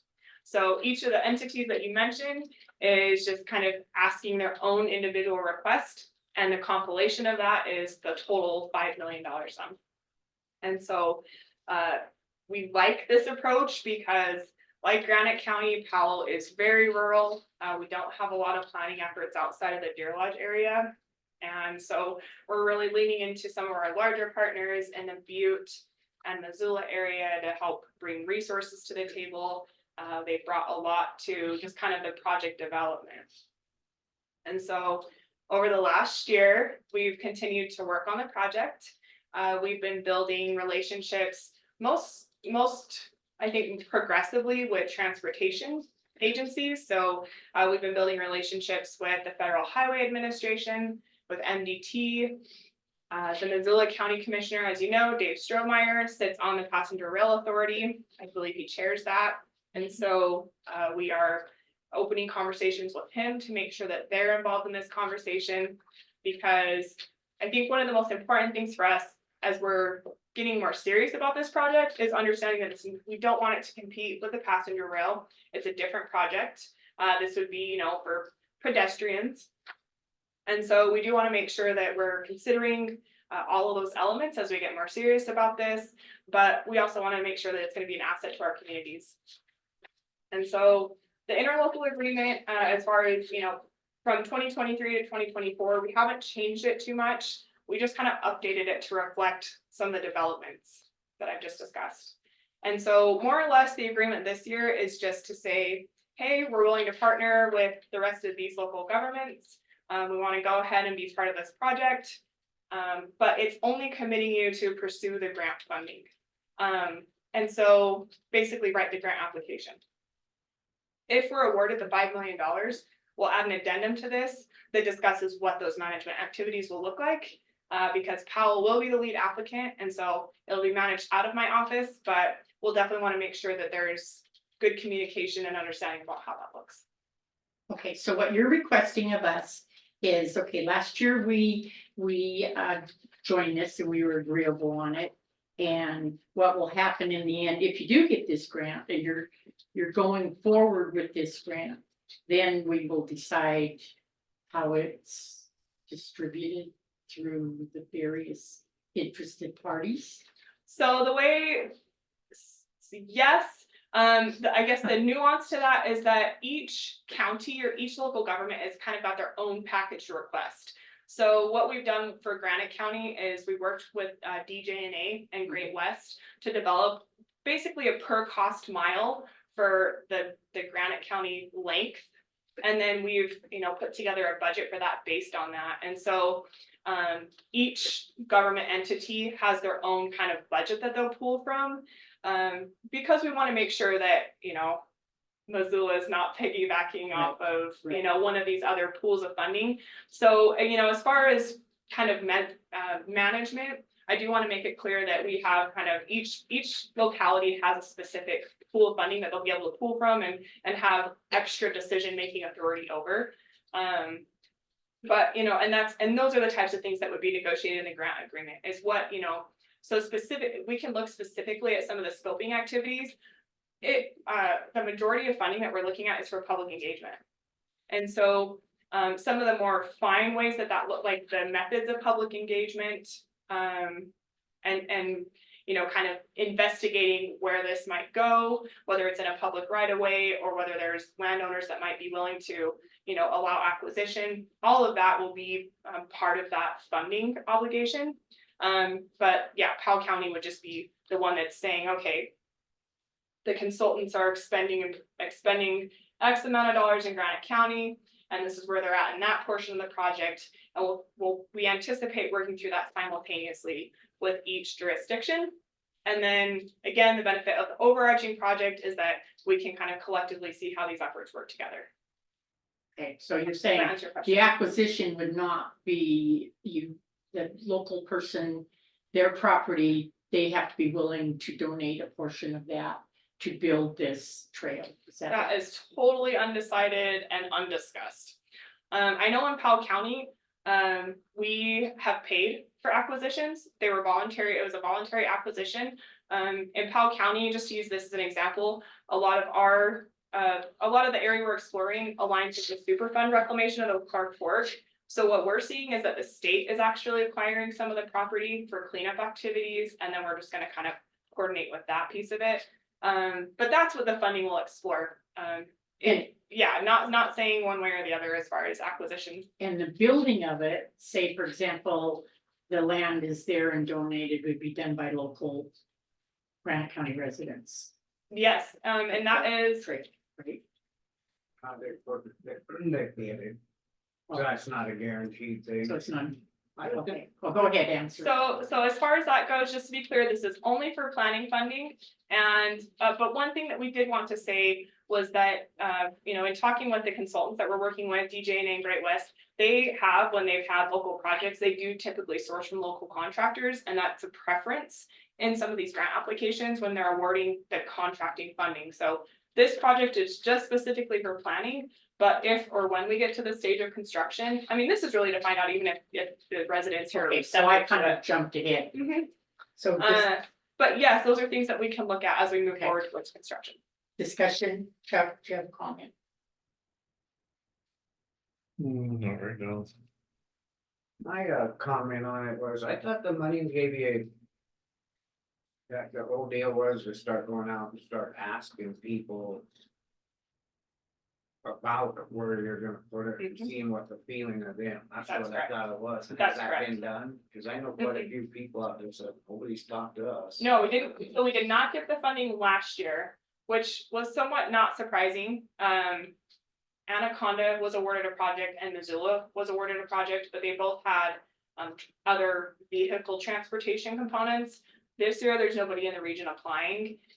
Additionally, we've kind of put the steps in place to try and make this a more concrete project. Last year, it was just kind of a rush to pull it together, but you're correct, Scott. None of those activities have been done because we weren't awarded the funding last year, so we're just gonna give it another go. And that's specifically what the interlocal is for, is to say that we're gonna give it another go. So you're mainly here to ask again for support to see. Go after the grant again. Yep. Then another $1,000. Is it Mhm. $1,000? Yeah, so last year, so yeah, this is just an agreement to pursue the grant with us. We're already well underway, the grant's due in about a month. So we currently do have Granite County included in that, provided that you want to continue to participate in the scoping of this. Okay, on some of this, what I've, when we were here before, I talked to a few of the people along the corridor there that. Would be the ones that, kind of what we talked about, where it was going and that. What they're scared is that you start this and you get to there, that they're gonna be threatened, they have to do it, to give up ground. So the neighbor over here does it, and they say no.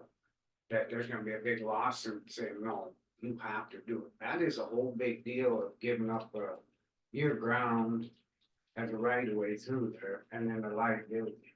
That's, They're worried about eminent domain.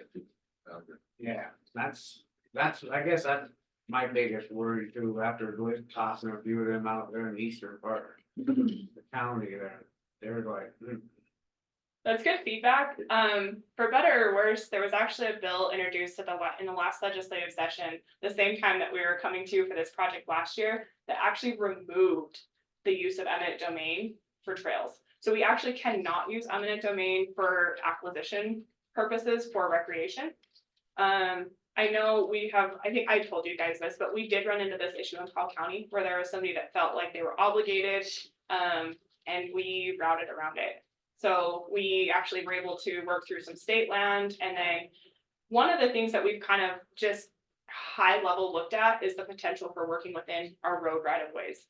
So where the planning funding would be really helpful with that is absolutely working with landowners to see if they're receptive. But if it's already owned by the county, we would be looking at things like, is that possible, feasible?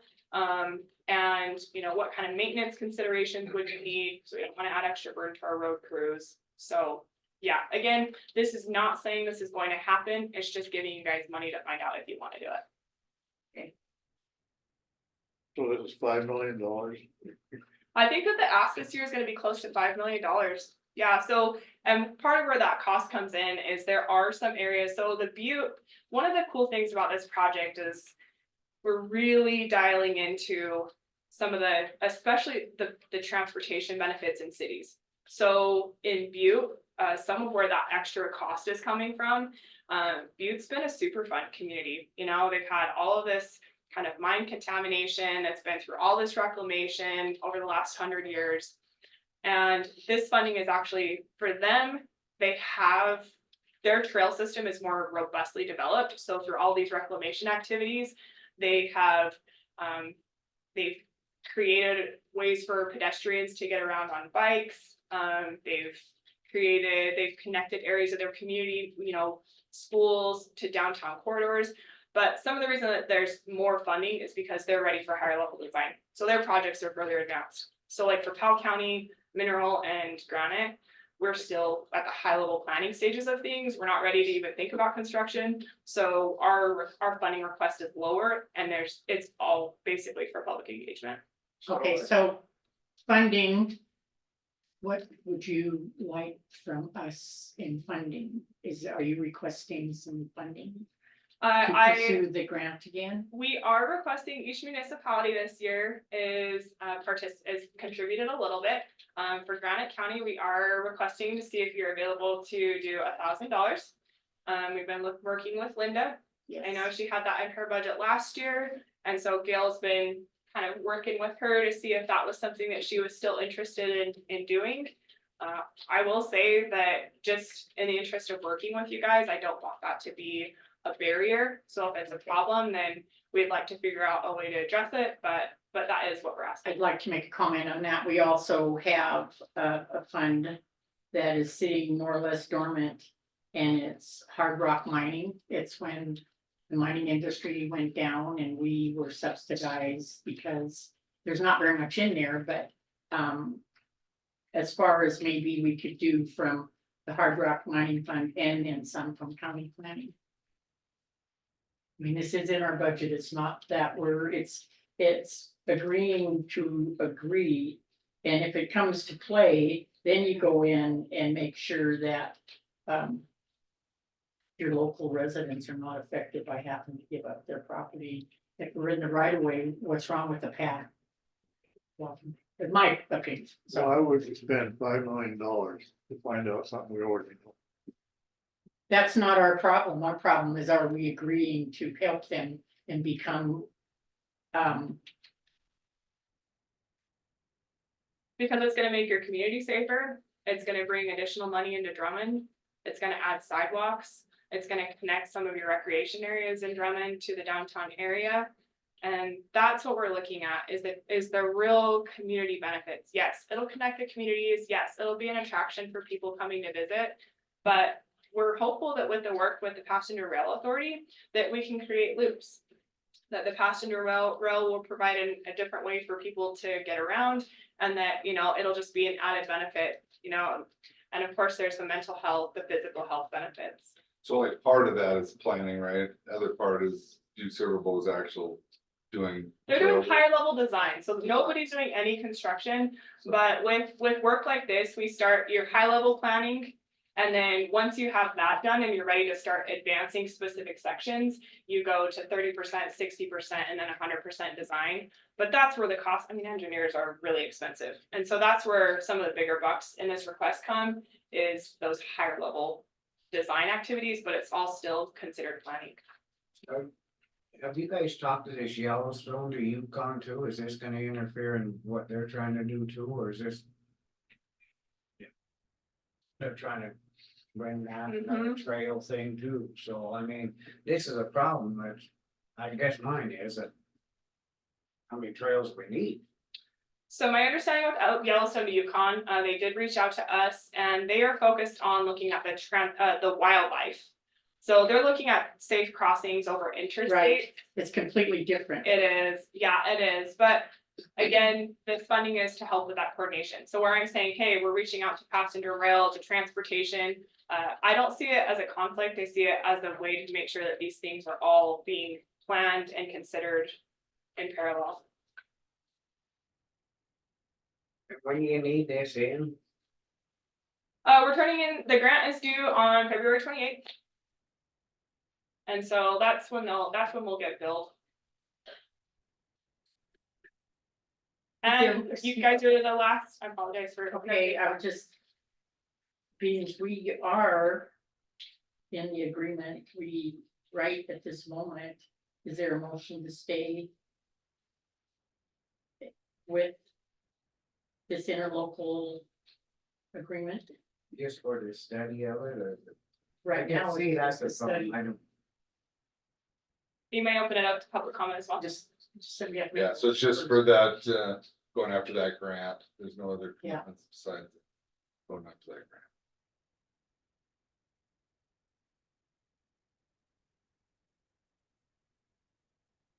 I'll make a motion.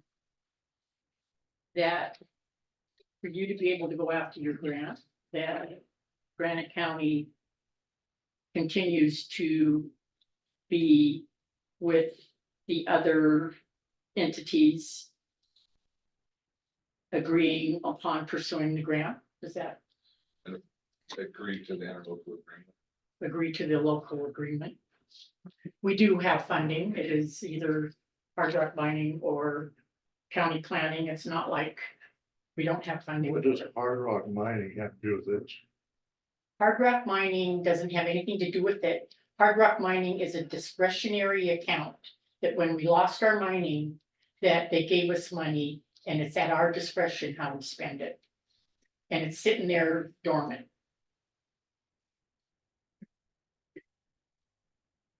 I'm just looking for funding so that doesn't.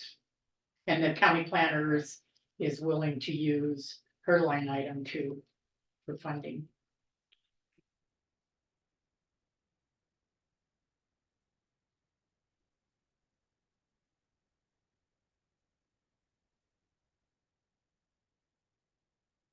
Is there a second? Well, I'm not gonna vote for it. I don't see why we don't wanna get a grant, $5 million. To do a trail that we can't, they can't use eminent domain. And there's ranchers that won't do it. So why are we doing it? It will also pay for benefits in Drummond, so it's not just going through these kind of rural areas, it's going through our communities as well. So in Drummond specifically, it'll look at adding sidewalk mileage along Main Street. It'll look at the ability to connect some of those downtown destinations. So it'll improve the safety. And you know, there's also an opportunity beyond this if, it doesn't commit you to doing any construction.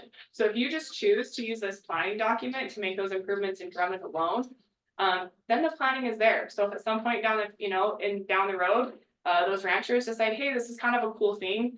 I mean, one of the things that we're looking at is the option for horseback. That's a high interest in Powell County.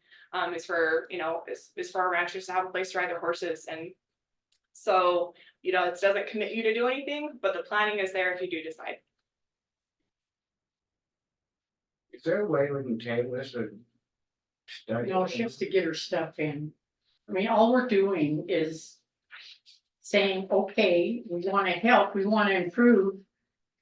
And help with Drummond, maybe this is gonna help bring monies into Drummond, this trail. That's what she's saying, it's going through, we're gonna keep to right of ways, we're not gonna interfere in anybody's. Private property, this is just asking for us to donate a little bit so that they can. Apply for the grant money. It's monies that we did last year, why can't we do it again this year? When we have budgeted for it. They talked about the trails potentially being within the state talking about the state Yeah, right away. state right. So it's not gonna interfere with any, and the grants are out there, Chuck, so why not apply for them? Yeah, the money's going somewhere. It's already Yeah. been allocated by the federal government and we want to see that money in Montana.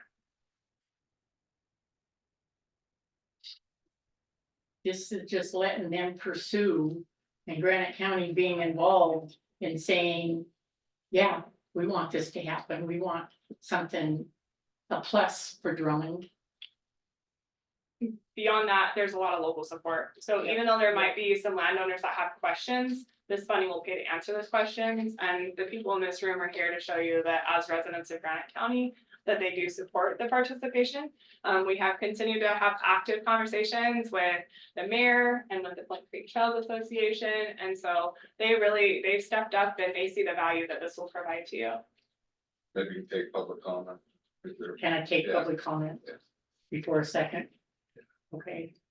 Do I have public comment? Gail, Gail Leeper, Mayor and Drummond. So, can you come forward just a little Sure. bit, please? so a couple of things, being on the planning board, I talked with Linda and asked if I could have this as an agenda item. The agenda already went out, but we're gonna do it under miscellaneous on February 8th. So that we are transparent within all of that. And I didn't know about the hard rock. You know, that would make it even, I guess, less to the planning board budget. But the money is in there. You know, there's a couple of things that the junior high uses the park to practice every other week football. And I get it that it might not seem because none of us have kids, really small kids anymore. But those guys going out towards that, maybe having a path that way to walk on, not on the road would be a good thing. It could be as much as Drummond connected to Powell County. Even something as, because each entity gets to decide. You know, it's not Missoula County telling us what we need to do. So I think that it would be a great benefit with Kiwanis Riverside Park, it could attach to that. You know, and I guess that it's just a study. There are people that are gonna be against it, but I think the alternative routes that might be. I mean, that's what the study is for, is to look at all of that stuff. So, thank you. Elena?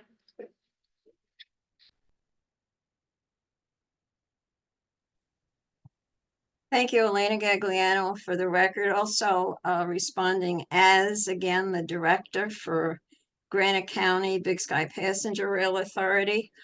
Gail, thank you for coming forward as being on the planning board. I can't hear so well. Did you say that it's going to be on the planning board agenda for February 8th discussion of this? It is not on the agenda because that agenda is out, but we're going to do it under miscellaneous on that agenda. Okay, thank you. So And that's just on just the funding issue. So, Correct. yeah. Yes. it's the Yeah, funding issue, Elena. okay, and to Ms. Cooley, again, it's hard to follow you. You mentioned something about Big Sky Passenger Rail and you're in contact with Dave Strohmeyer. And has he given you support on this or contact? Yes, and thank you for the question and clarification. Our Missoula, so I co-lead this project with somebody who is on the Missoula Parks, Trails and Open Lands. So he works with them as a project manager. And yes, he has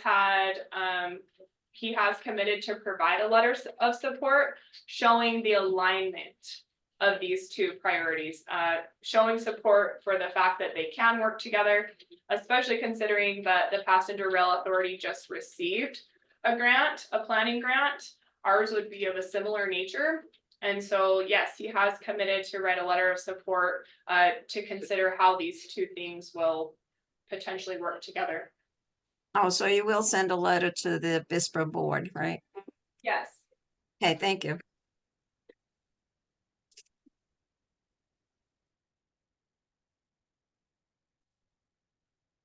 One second. I'll second it. Any other public comment?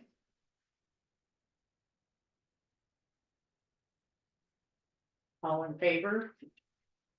Aye. Opposed? Check opposes. Okay, motion carried and passed. Yes.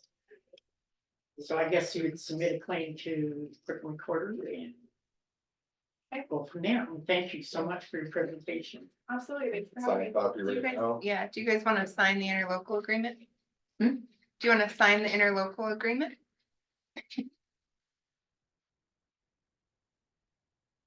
Yes, I will. Thank you, guys. We appreciate you being a partner in the project and we'll just continue to communicate with you as things progress so that everyone's on the same page. The 30th day of January already. Can you believe it?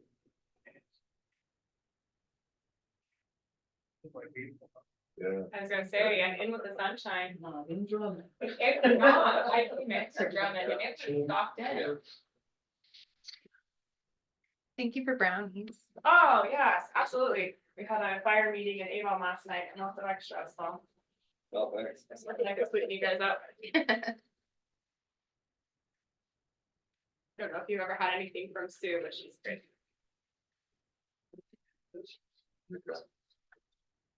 Document. Where was the 35? You did it, Tom? I think I don't know, County, they got the Forest Service. We can do two things, Billy. We can either upload the signature or if you want to just do it through the DocuSign link, that works too. Maybe keep the signed copy for the record then. Yeah. What's in this wrapping thing right here? City throwing money in it? What did you do? Ready. It costed something. Is that a bribe? But Thank it's you. less than $50, so. So it's acceptable. Yeah. Okay, You're really kind of- yeah. Thank you so all much. right, thank you guys. You know where to contact me if you have any questions. Okay. We're running a little behind, so our next agenda item is resolution 2024-6.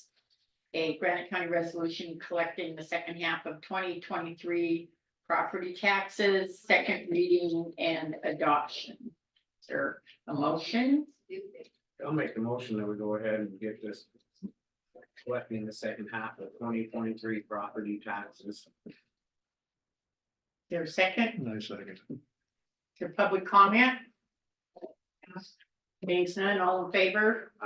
Aye.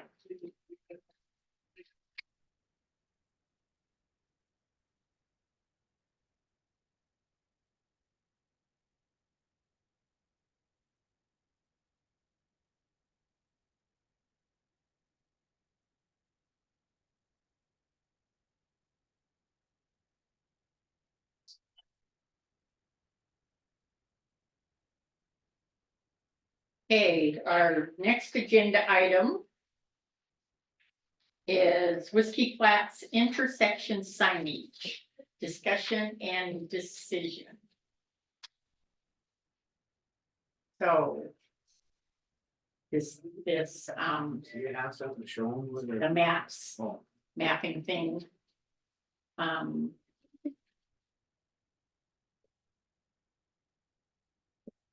is that on the highway or? So this is the intersection signs. And this is right in the actual Whiskey Flats, correct? You have that? Yeah, that's make it so Craig Hansen, the treasurer, the Whiskey Flats, so. You want to state your name again? Oh, yeah, sorry, Craig Hansen, treasurer for Whiskey Flats HOA. Okay, So what's the deal with the intersection signage or what? You guys got these maps, I take it. so what he's stating, I guess, apparently is that we need to put. Blaine, do you have some history on this? We don't have correct signage in Whiskey Flats, that That's my basically understanding. yes. what's going on. Apparently, yes. And Whiskey Flats, geez, I kept talking. So Whiskey Flats is not in, it's not in the city limits. It is, so it's county. So So- Blaine, Were they up? What's about time they got, someone took them down or what? What happened? I don't know, if I might, Mayor here, I don't know the history on it. I talked to my public works department and they were, the older guys were of the opinion that, well, I thought there was signs there. And I'm referencing town. So there's a couple of places where the boundary. And Mr. Pierce has got it spelled out pretty clearly in here, where the town needs to plug into this in two separate places. And I'm just here to say the town is, and we've got the, both got the, here in the hardware, we'll just order the signs and do it. Based on point number 4 here and number 7, I think are the two that town should play an active role in, and we're, by all means, we'll do that if we need to sign it for obvious reasons. Thank you. Yeah, I mean, public safety on like ambulance and getting Okay. there and so forth. So this is from maps, and the county needs to install, he's got a list what the county needs to install and what the town needs to install it. And then, okay, he's got it pretty much separated. So you have 4 and 7? Is that what Yeah, it's saying? according to this map document. It seems as though that the town has a small role to play, the county and the HOA, I guess, inside whiskey glasses, I understand. So, How does this work, Wayne? Yeah, I think if it's inside the subdivision, it'd be there, be a subdivision. If it's on the county, yeah, county.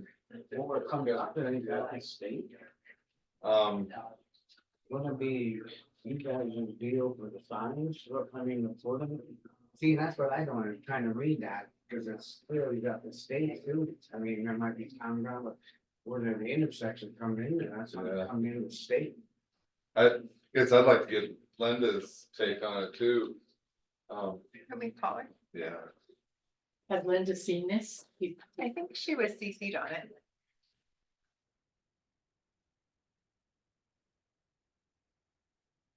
Okay, Mayor, can you come up a little Yes. closer? So what did you just say that it says where it says the town is to install? Right, on Sawmill, number 4, Sawmill Road and West 73 here. So that's just on the edge of where town stops. And the subdivision begins, and we have all the equipment except the signs, we're ready to do it as soon as the ground opens. Okay, On those 2 ones spelled out for the town. Not a problem with us. We understand the safety part and the fire calls and that whole sort of thing. Along with mundane UPS stuff. They get in there and I understand why we need to do this. So I just want to let you know that the ones we're listed as responsible for based on maps and analysis, we're fine with that. We'll get them handled as soon as the ground thaws. I noticed the one at the top, number 1 is Montana Highway 1 at Sawmill Road. You were referencing the state. And it says status is okay there, so it must be. oh, okay. I'm That's guessing, okay. yeah. on that particular one. Yeah, I guess that's what I, yeah, my biggest concern. For the sign, that, the state. Okay, so he's color coded this. And it looks like the county is in blue that they are responsible for. And then the town is in red. And then all these other signs, does that mean that the homeowners association? As I read it, yeah, purple would be the HOA. And that's going up in, so on each turn at this lane, whatever. That's how I read it. So Blaine, on this then, that means we are responsible to put those things. It looks like on, yeah, Where I a have, few of them, yeah. The Sawmill Road on Flint Creek Way and Flint Creek Way is Stevie Lane. But, yeah, I'd like to see what Linda has to say. about that. She's on her way. I don't see no problem with that. how big these signs gotta be? Hmm? What's a sign? How big are? I think they're the standard street signs you see that are like Yeah. maybe 4 inches by 18 inches or something like that. Those are the ones we've been working on town, getting town upgraded. So like I said, we've got a pile of posts and all the rigging and the hardware. We just need to order the 2 signs that we're responsible for. And they're that classic green that is reflective kind of, yeah. So as far as the homeowners association, how are you working your signs? All 38 of them. So, yeah, Dusty did call Alpine sign or whatever was referenced in here. They're $38 a pop. I think we have 18 of them or something like that to get, plus poles, plus hardware, so. We are going to get through the winter, make sure we have enough money to plow, make sure we can keep our roads open, but this is on our agenda to get this fixed. Once we have money. So this is no longer under the developers. Should they have maybe put those signs in to begin with? So Well, I guess that's it. Likely should have, so I don't know, that's why I'm wondering if they just didn't get put up or were taken down, but. Yeah, Well, I think some of the new roads have been put in since, you know, they've had so many people come in to develop. It'll be kind of- I don't see a problem bringing up the sign. So what we have to agree on, I guess, is these signs have to be done. yeah, it's. Let's do it. Public- Is that? Public safety issue. Well, and then like with the new ambulance bunch too, and they know, you know, they got GPS, but it's kind of nice to see the turn. It's kind of goofy right there anyway. Yeah. where, oh, I'll go, let it go. Here, Did you? I looked over it, I haven't read it in depth. So basically, it's saying that we have to put these signs up. No, I don't think the county does put the signs up. so there's a couple there that he thinks the county should be doing, the 2 and 3. There's some for the town and the rest are for the homeowners. What are your thoughts on 2 Why and is 3? he, I guess I haven't read it enough to know why. Saying Sawmill Road and Flint Creek Way should be the county to install, and Flint Creek Way and Stevie Lane. But why? Sawmill Road, Is Sawmill ours? it's not necessarily, Is that Stump Road? yeah, Okay. well, the one that goes along the hill. Yes, I didn't. The way that I read this, looked at it, was that where the town and the county was involved was at that boundary point. Yeah. Of entry, which is essentially, you know, you can go back and forth about that, but the town is obligated to 2, and how many for the county? 4 or something? 3? Out of a total of 20, 19? So with the town at 2 and the county at 3, that's 5. That means 14 is the HOA, right? Well, That's there's the two line. signs out a lot of those, so Yeah. it's. Yeah. Double, It's whatever, 30, but that's, Yeah, it's yeah, 38. at least I'll need that. Yeah. Yeah, so you have 4, 5, and 7. Do you think the signs were there when they got taken down or just never got put up? This one, cause I just looked over the requirement and we didn't start adding that requirement in until. Oh, a few years after the subdivision got done, that the signs we put up, because signs weren't getting put up and we couldn't find anything in there. So we didn't require it, but we did say that road maintenance, which I feel like this is included on the road maintenance, and road maintenance is the responsibility of the HOA. It's not our responsibility.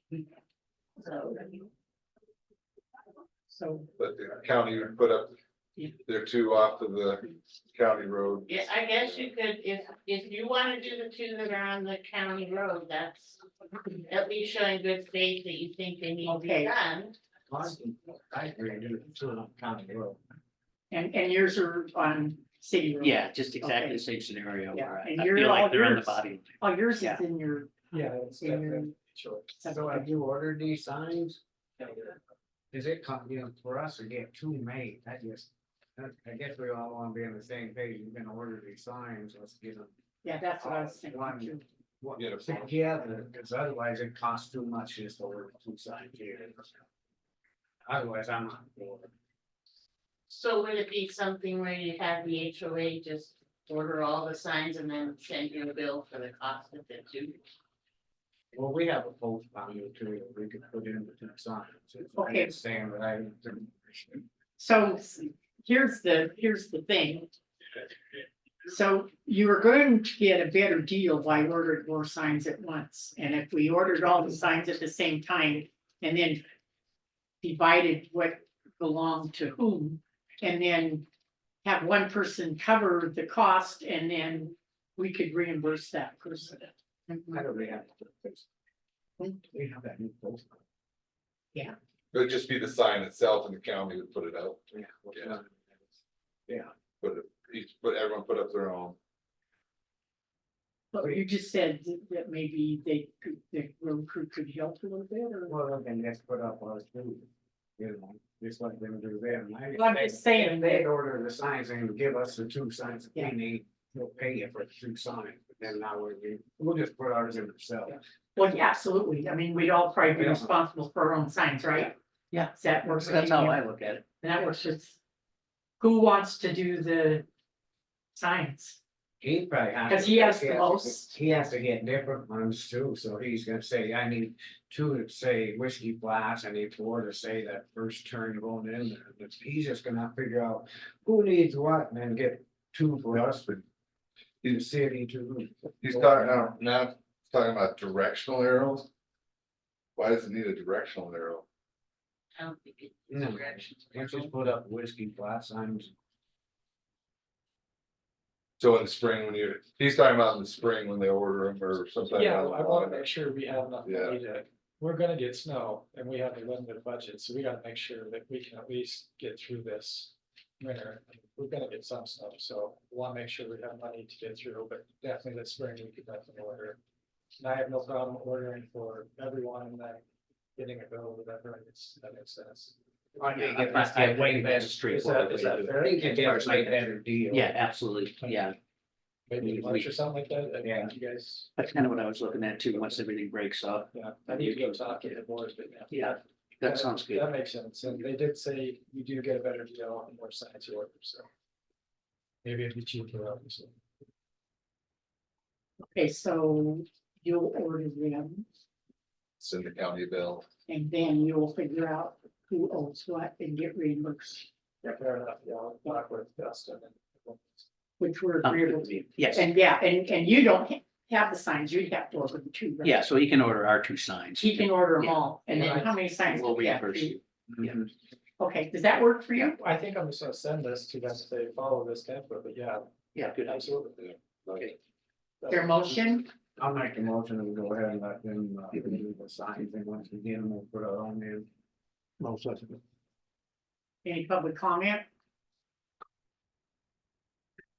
Being none, all in favor? Aye.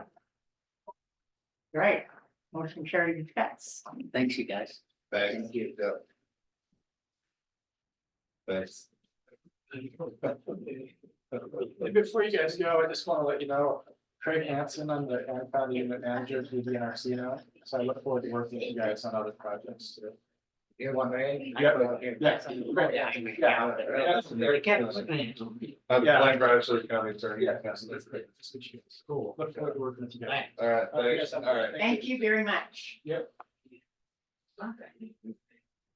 It is, oh, there he is, I see him. Our next agenda item. Oop, right on time. Is airport board mission statement. To be added to the county website, discussion and decision.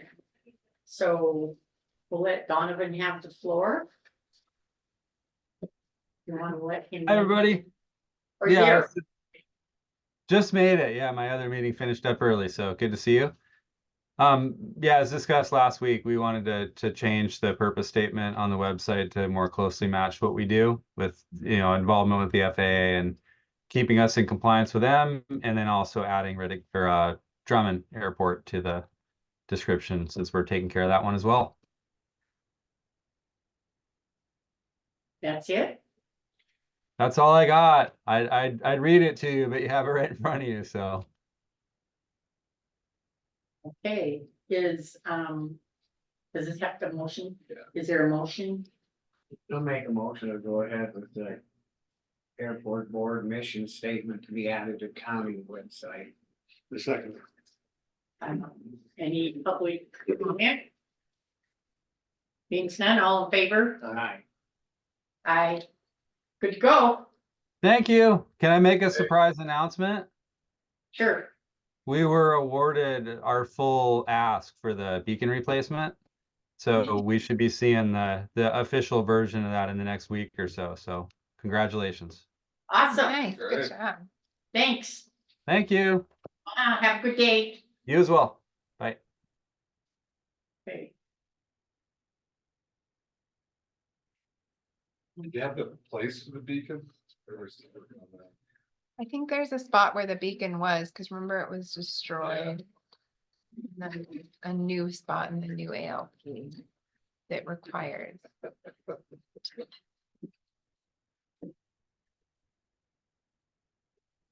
Oh, Elkhorn is still, it's Ekstrom's, it's not open. Elkhorn is Okay. still open.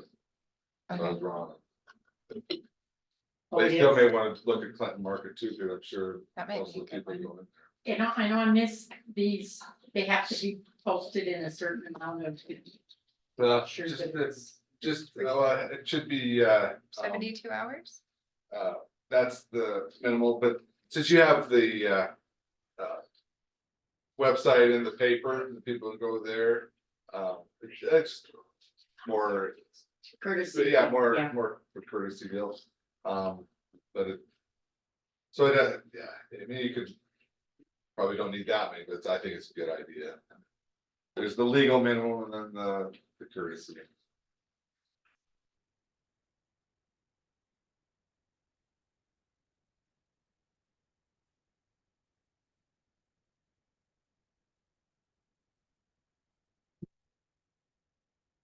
That worked out well. Yeah.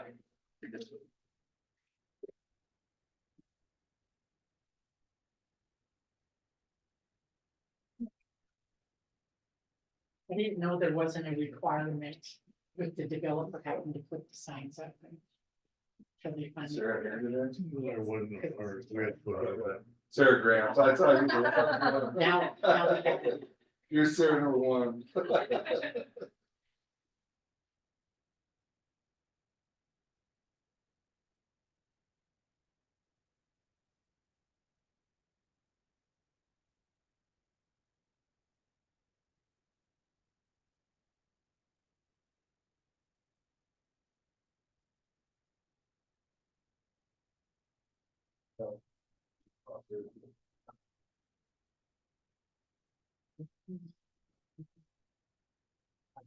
Got my ear cut off, I.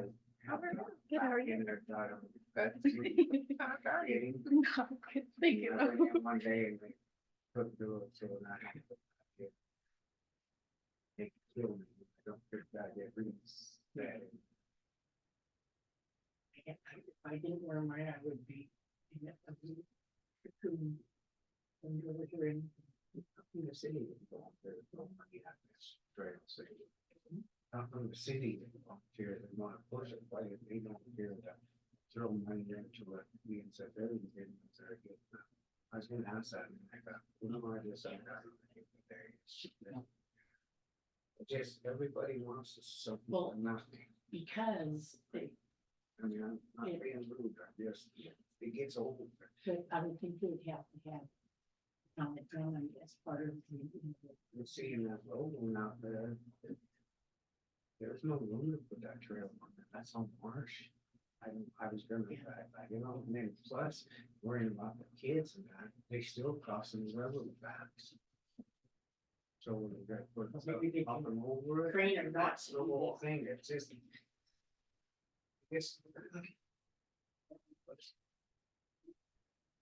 And there are people, you know, and that's, I get, that's why I brought it up, because that was the whole deal, was to go out and talk to the people and see what their thoughts were before we went on anywhere. I mean, I remember that, I talked to quite a few of them. Said not to be here, over there, here, and there. I just don't want them to. Who would do it?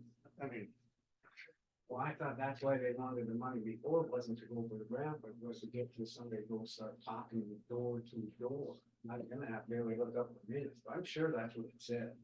And then it was the same thing last time, it was the last one. Get it in. 5 million just to try to get the grant. Copy, Sarah's original. See, that's, I don't Not 5 million to get the grant, it's a 5 million grant. It's part of that, but it's still, I don't understand. Oh, no, but the grant is the right, then the legal stuff, But then who pays for all the construction? Cause she said that this isn't really. well, that'd be an addition, It'd be a different grant. that'd be a different. This is just a That's what I- feasibility. that part, plan. that guy's asking about Taylor, because I have all mixed up there, let's get. I mean, I don't know if I voted the right way or not, but it's. No. Are you all by yourself? I am. Did you bring Odie? She's in the car. She pretty much comes everywhere.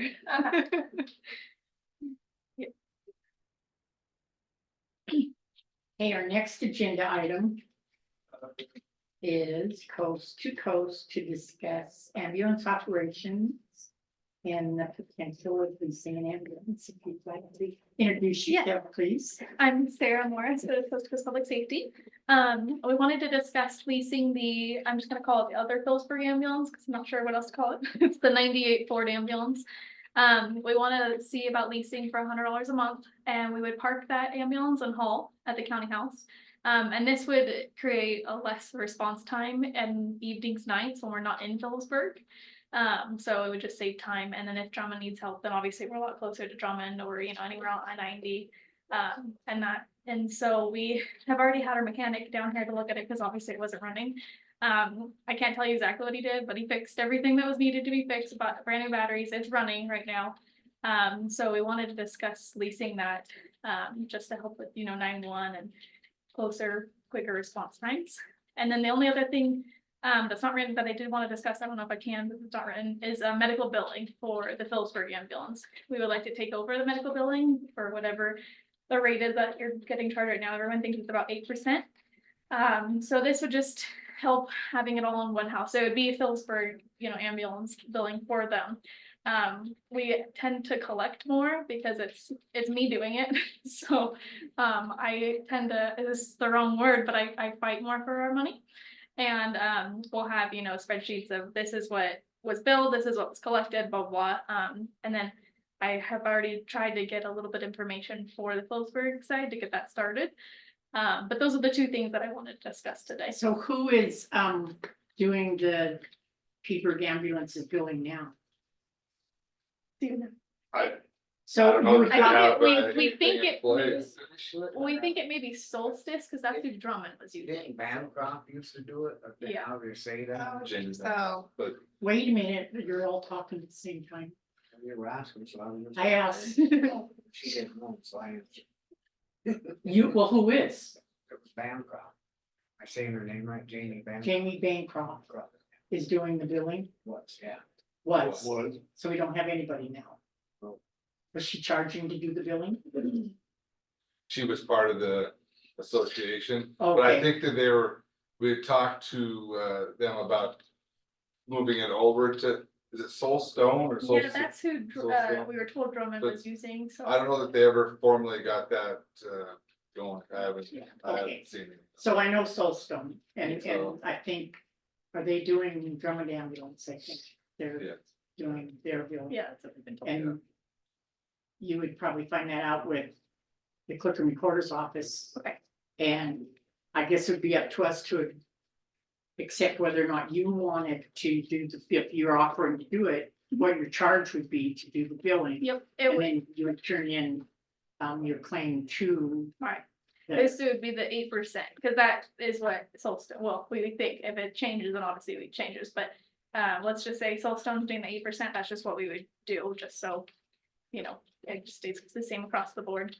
And then, you know, you'll have the spreadsheets every, however often I'll do every month or something, we'll say, you know, patient, run number 1, we build out this, we collected this, and then go from there. One thing on the lease, the county had put out the notice to lease the ambulances and no one even put in for it. I mean, now we have the Phillipsburg ambulance running and so forth, but they have how many ambulances are there? They have the one, the primary, the one they use, and then there's 2 search and rescue ones, but I know that one of them's not running, if not both. Are you talking about the primary one or the one of the others?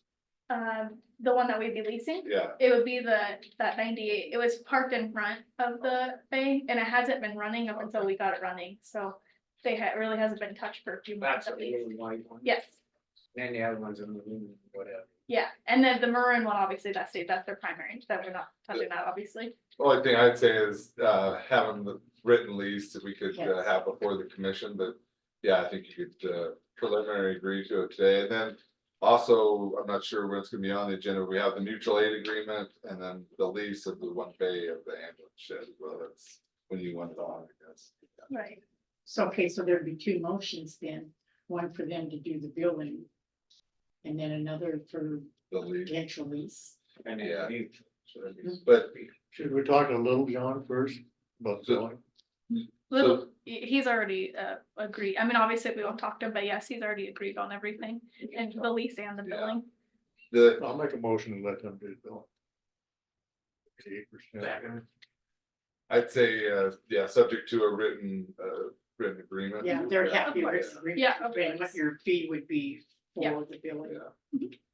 I'd say that agreement just talks about that it matches with Soulstone. Right, Yeah. exactly, and it should write the 8% of collected, you don't ever want what's billed, cause you're never Yeah. gonna get what you bill out, you know what I mean, so it's always collected. So. If you did something down in Drummond, you'd still bill the way you do it, like say you went out on the highway, you just. Yeah, we do it That would exactly, be your own Because it private, It wouldn't come back through like the Drummond one, you'd just. no, yeah, that correct, would be her private company, right?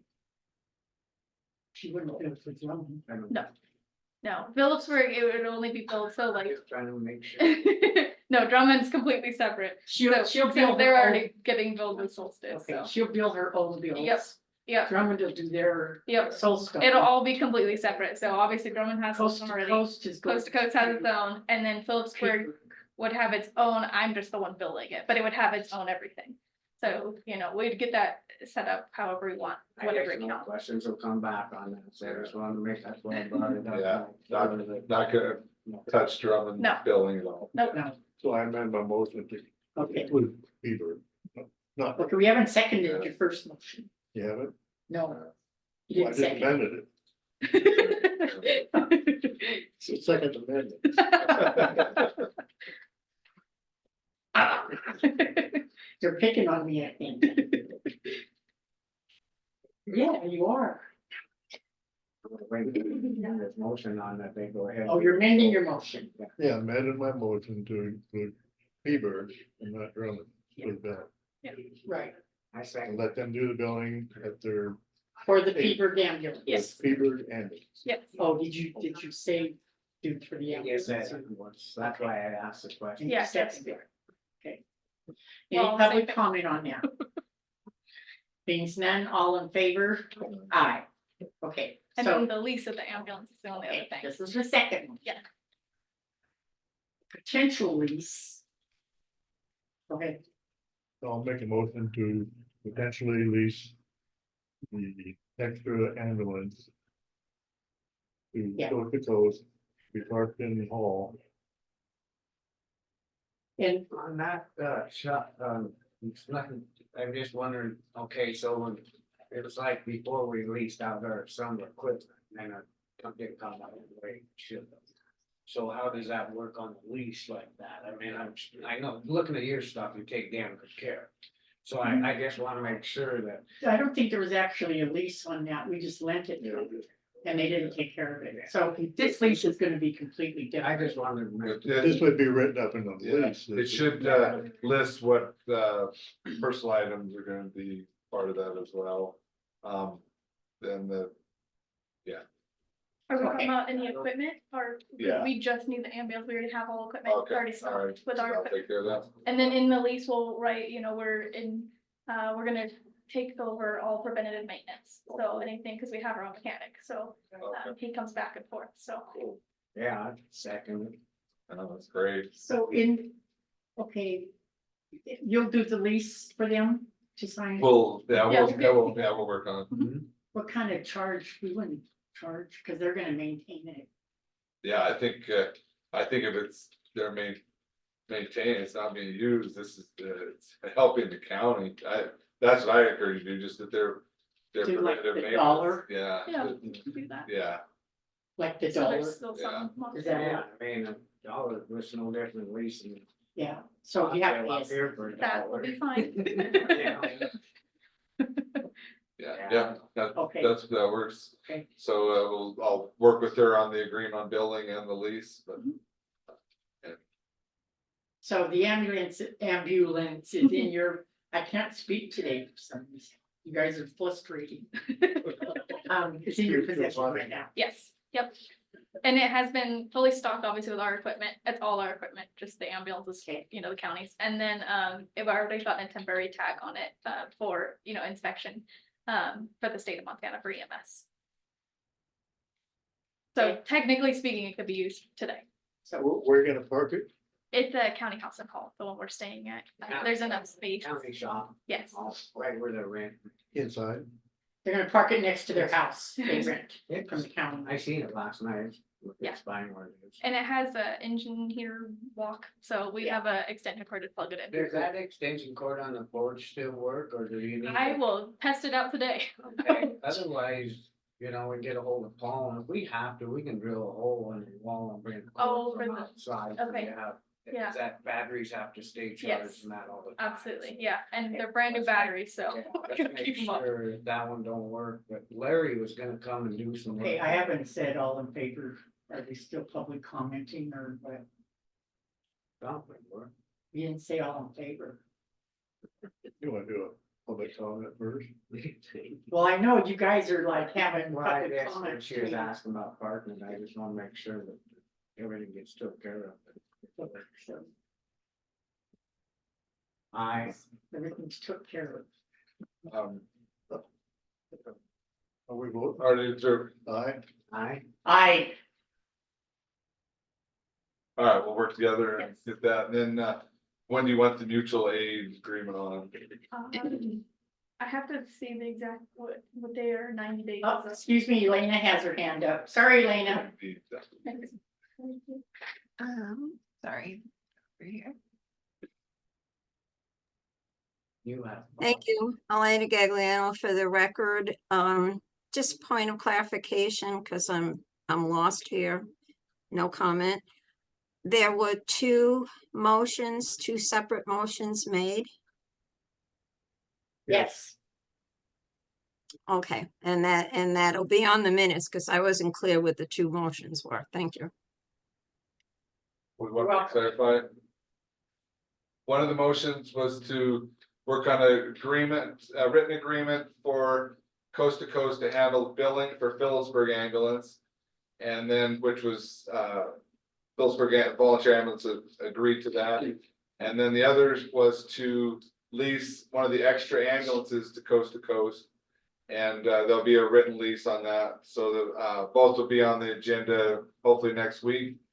Other things we're working on with Coast to Coast is a mutual aid agreement and a lease on for one of the bays at the Phillipsburg ambulance. So those are upcoming agenda items as well. Thank you. you're welcome. Hey,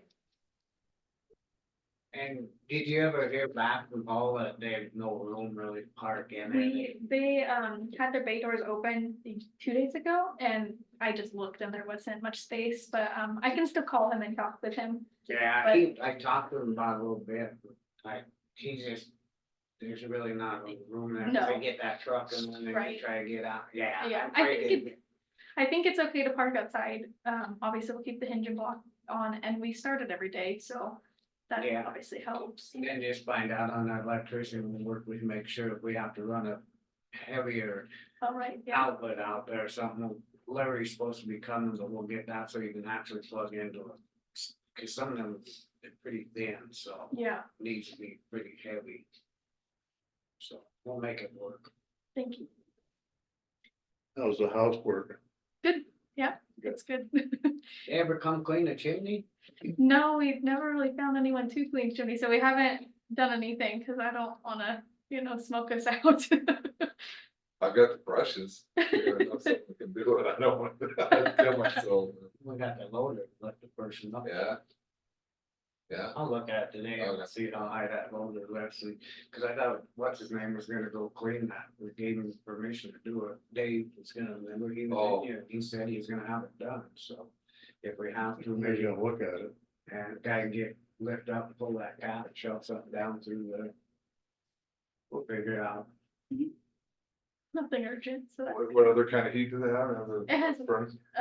yeah, it comes out of the floor, Okay. yeah. And that works, that's all, Yeah. good there. Yeah, we'll get that Larry over there, and get that box there. He's busy. Thank you so Yeah, much, absolutely. appreciate it. Thank you, guys. Yeah. If you need anything else, we're always here. Thank you very Yeah, much. absolutely. Yes, thank you. Have a good day. Thanks, yeah, thank you very much. Thank you.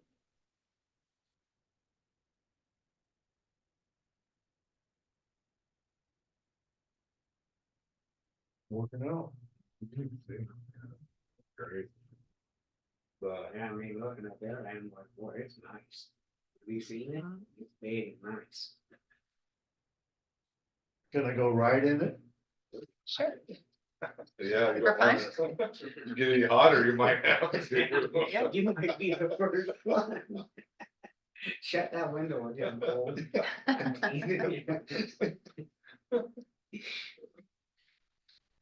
No, they're doing a good job.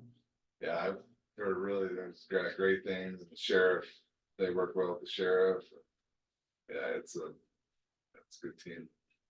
Drummond's been doing good. He's been going big fan. Alright, It's amazing how things turn around, isn't it? Yeah. It's Well- just amazing. It's just amazing. It just makes me watch. where they saw that was the sheriff did the Facebook post on it, they saw that, so it was his good That's cool. PR work. What did he do? Did he? The sheriff's office had that on Facebook. The Eagle was leaving and needed to, Huh. be working together to, Is Eagle completely done then, even over east? I haven't heard. Maybe in, where were they at, Boulder, or is it? Yeah.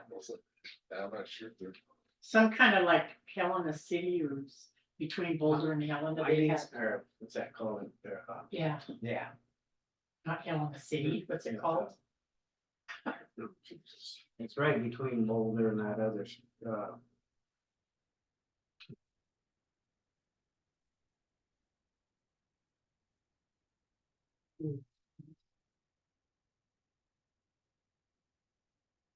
I see, no, that'd be Montana City. Montana City, yep, good job. Took me a minute. I got there.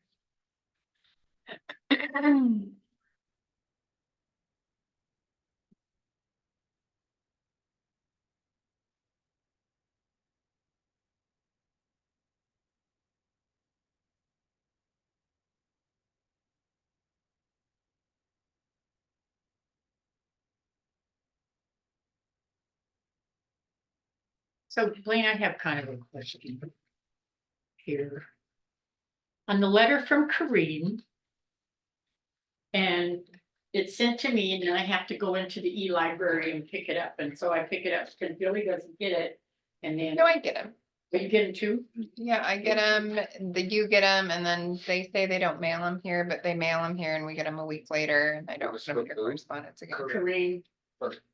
Burke. oh, Okay, so he writes this. And we got, well, what was your response? Well, there isn't a response from us. He's informing us, right? Isn't that what that was? Or, and then, Great West responds for us. but, yeah, I'd get it on an agenda for a response, to have Great West do the response. Yeah, he does our LOT, like Great West, usually they get that. He's been going back and forth via email with Kareem and then he'll do the response, then we get that packet from him and there'll be the LOT for you to sign, then they And then- file it. And then we made that motion one time that we just kind of let them, Great West, take care of that, so it wasn't getting held up, waiting for us for a week and that. And they take care of it, that's why we're paying Great West to do that. Yeah, but they're still gonna send you guys everything. Yeah. Since you're the. There's- Okay, so they're sending, like, that's the correspondence. I read the correspondence. Great West was attending to it or doing it. We're letting Great West, we don't respond, Great West responds They're the, for us. they're the professional. Yeah. And that's But- why, yeah. But your response could be on your agenda for you to. Yeah, once he gets it all Yeah. done, then we get that transmittal email, and then we send it Yeah. in, but we wait Yeah. till it's up to Great West. Yeah. And they've been Yeah. responsive, right? Yeah. Okay. And that's Yeah. those little LOTs you guys get that are just like, that the public can see, because a lot of times we can't release the documents to the public, we can only release the LOT. We're doing it all right. Okay, And now you have quarterly conference calls with FERC. So you'll have your first one on February 6th with Kareem to go over these kinds of.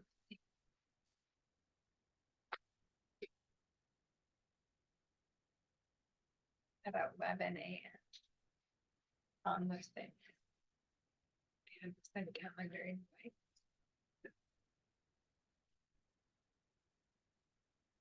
Mhm.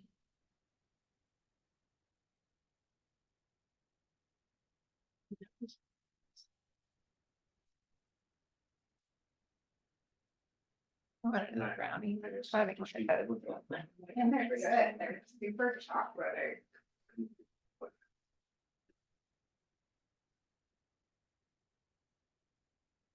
so apparently Pam is doing this one. Oh yeah, she's bringing snacks. Can we walk for a minute on the personal? Andrew, please, Chairman, can we walk for- Thank you. Sorry. Yes.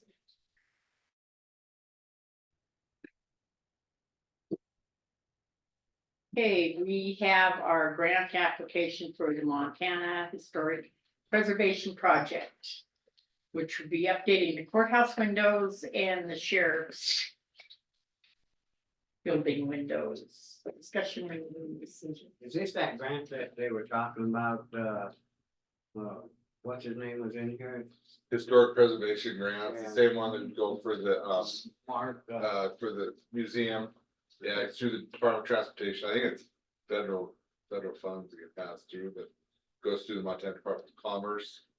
And, it's pretty extensive grant application, but the windows in here could use, there's a lot of leakage, yeah. Oh, They're refinishing the windows too on the inside. okay, so this would be, we're not including it in theirs. Not with No. them, no. We do our own. Yeah, and, John Fitzpatrick said there's likely funding for both, it would be not totally, Competition. it's competing in a sense, but he thinks there's adequate funding. Do we have someone that would write the grant for us or do what? Is I'd that- help Billy. Yeah, we could figure it out. Yeah, we could do it, we could, Billy and Blaine. yeah, we'll do it. So Granite County's gonna write the grant themselves, they're not gonna get a grant, right? For this, No. okay. Okay. So is there a motion? I'll make a motion that we go ahead with this grant application for the historic preservation project. Using Blaine and Billy to write the grant on the windows. I second. Is there any public comment?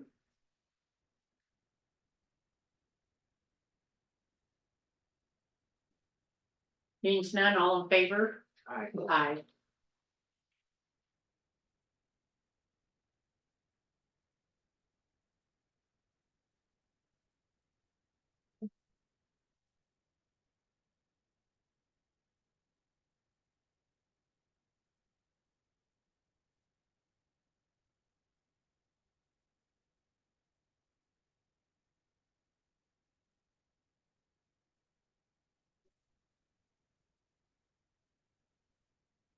I guess there's.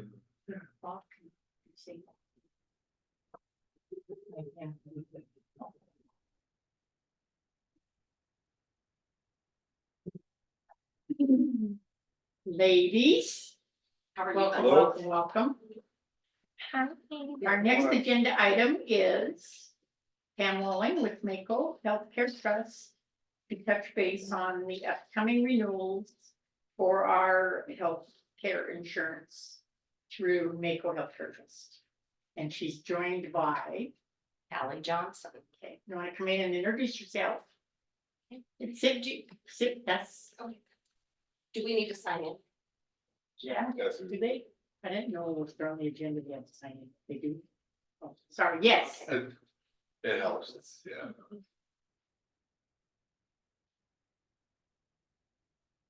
so do you wanna pull a chair up here and listen to them, or you're gonna sit in the back? Here.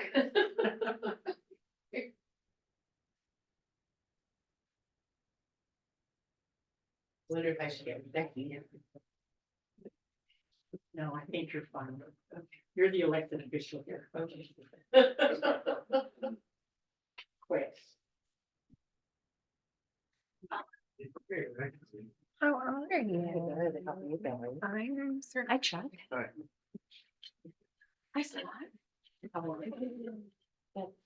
Do you guys, we brought lunch, since we're making you guys meet over your lunch hour. Do you guys want to grab lunch before we start, or? Do you wanna just go ahead and give your presentation and if we have time, we'll just recess? Oh, okay, all right. Does that work? We'll do whatever you would like us to Do do. you think this Sure. is gonna take you an hour? Well, it depends if you have a lot of questions.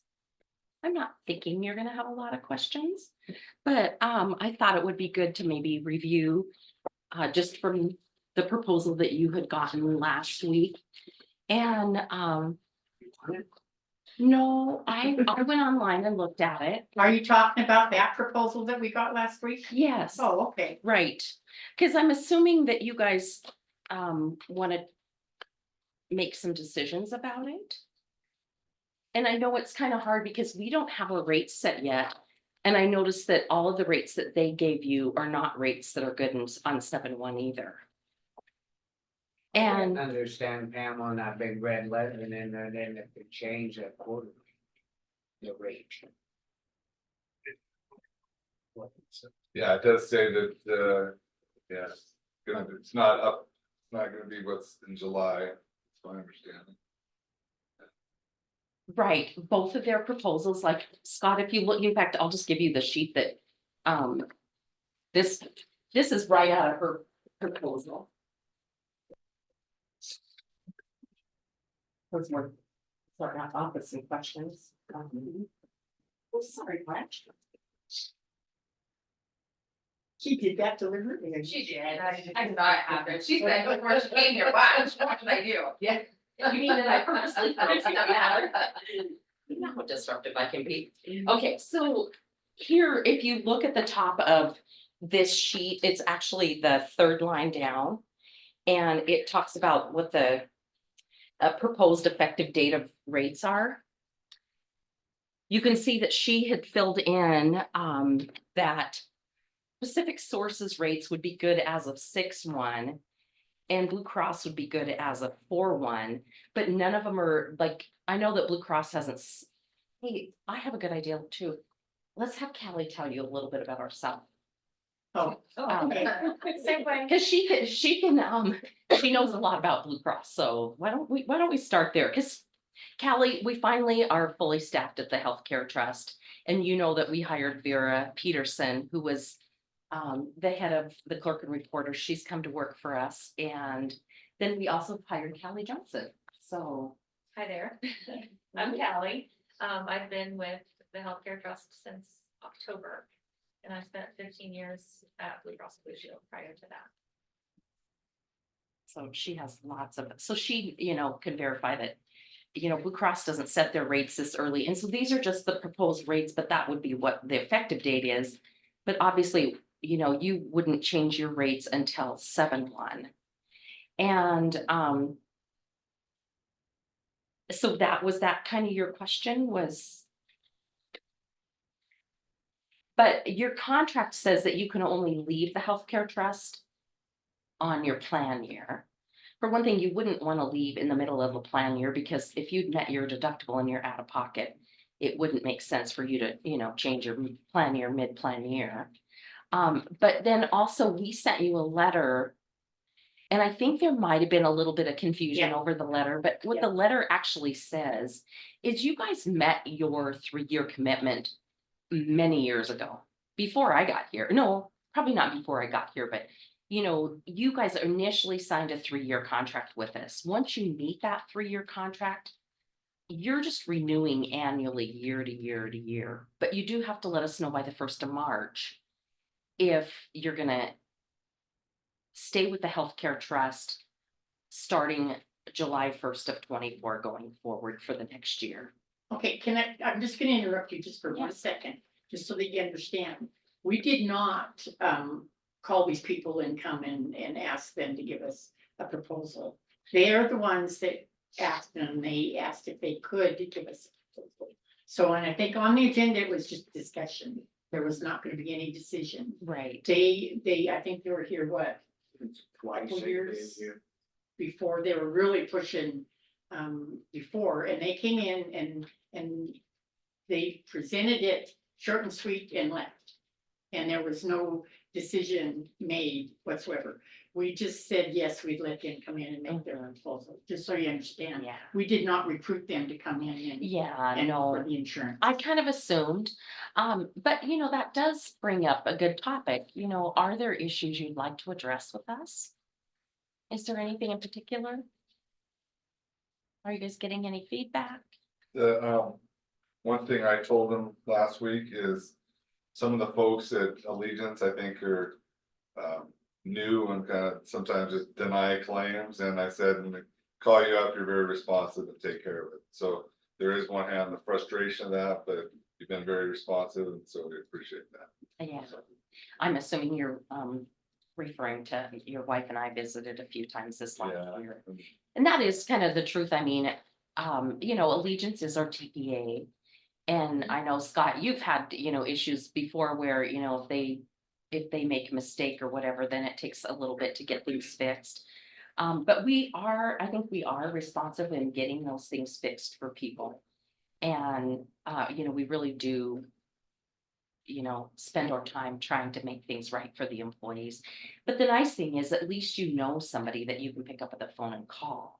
Where a lot of your, you know, our competitors, you won't know the person you're calling. You just get a toll-free number and you call there and you might get resolution and you may not. But like, we're really people that will delve into helping people figure out what is happening with the claim. Right, right, Sarah? Absolutely, definitely is a differentiator, and I appreciate that part of what Mako does as compared to just having a customer service number on the back of your card. Right. Well, and just like from Pam saying, when she already knew, I've talked to Blaine's wife a couple of times, I've talked to Scott a couple of times, you know, I talked to Sarah recently too. yeah. And that's how I know. I mean, I know that, you know, we can resolve issues and really can get to the bottom of things. So, but I just wanted to give you an opportunity if there was something that, you know, we didn't know, because I know, like, I was in a county last week and I was in Custer County and there were 2 people that had had issue with prescription medications, but neither one of them had ever reached out to me. Well, I can't fix something or even verify because sometimes people just don't understand, you know, that you have a deductible or whatever it might be. But if somebody doesn't reach out to us to let us know there's an issue, obviously we can't fix it. And so, you know, if there was something that you wanted to address with us, believe me, we'd want to know and hear about it. So Sarah, Yes.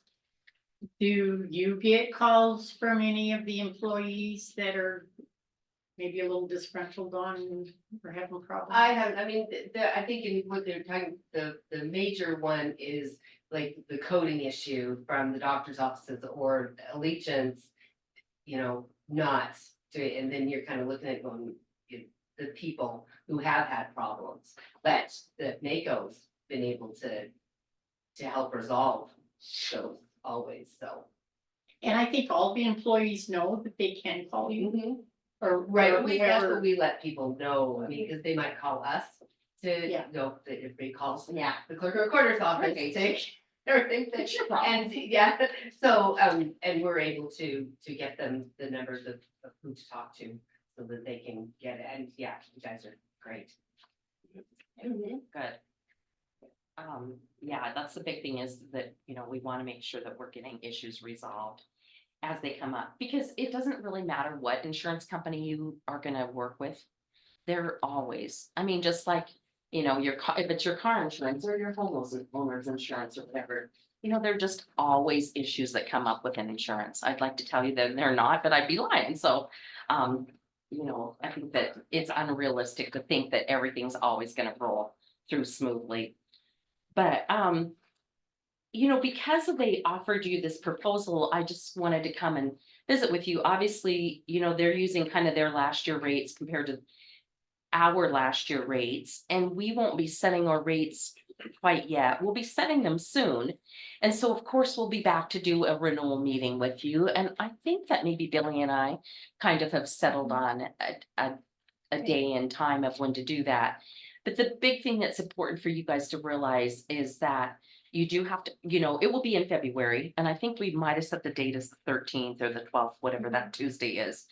But the big thing you just need to know, if you do plan on leaving the healthcare trust, you just need to notify us in writing by the 1st of March. And so, you know, that was the one thing we wanted to make sure that is crystal clear, because the worst thing that could happen would be if you really did have intentions of leaving and then you were stuck because you didn't notify us. I don't know, that's just, and that's never happened. In the, I've been with the healthcare trust for about 16 years. I've been coming here off and on for the last 16 years, so. But do you guys want to do, do you want to talk about some of the comparisons between what they presented to you and, you really don't, do you? I'm terrible, ain't I? That's okay, Scott. So go ahead and pass those out and they can look at. Okay. And I'll just hit a couple of the high points. How's that? One of the things that Lance talked about last time was that, people switched over to Blue Cross Blue Shield and all of a sudden they get cheaper rates and then the next year they go sky high. Is that, your understanding? Especially if, yeah, yes. So they get lured in. Well, it wasn't, this happened with Granite County. And this is why we actually went to Mako. Our first year with Mako, and I can't remember when it was, that's been a long time ago. What happened is our insurance, they gave us a really good deal. And I'm not gonna mention it, and then it went up like from god awful number that we couldn't afford, so we had to go up and look really fast, and then we went in with Mako Healthcare Trust, and our premium was such from the previous insurance that we were able to go in with Mako at 90/10. We kept the same premium amount. At that time, and it wasn't as high as it is now. But we were able to do 90/10, so we had super duper Cadillac insurance. For many years, we kept the 90/10, and then it's to the point now where we are doing 80/20, 30/20. I think it was all up until like maybe 3 years ago. It 3 was, years ago. whatever year Yeah, you it and I was- sat down yeah. with your union rep. And part of that, you guys also had a $200 deductible. I think you were about the only county in the state that still had a Yeah. $200 deductible. And that 90/10 coinsurance. And, you know, selfishly, we wanted to be done with the plan because, you know, you had about 35 members on it, but you were the only group that offered the plan. And so, you know, that's part of, you know, we had some motivation, I'll be honest with you. Yeah. Yes, you did, but we didn't have to listen to you though. You couldn't make us do it, right? Right, we agreed that we wouldn't force you to do it, and especially, we don't wanna do that because you also, when you have unions that you're dealing with.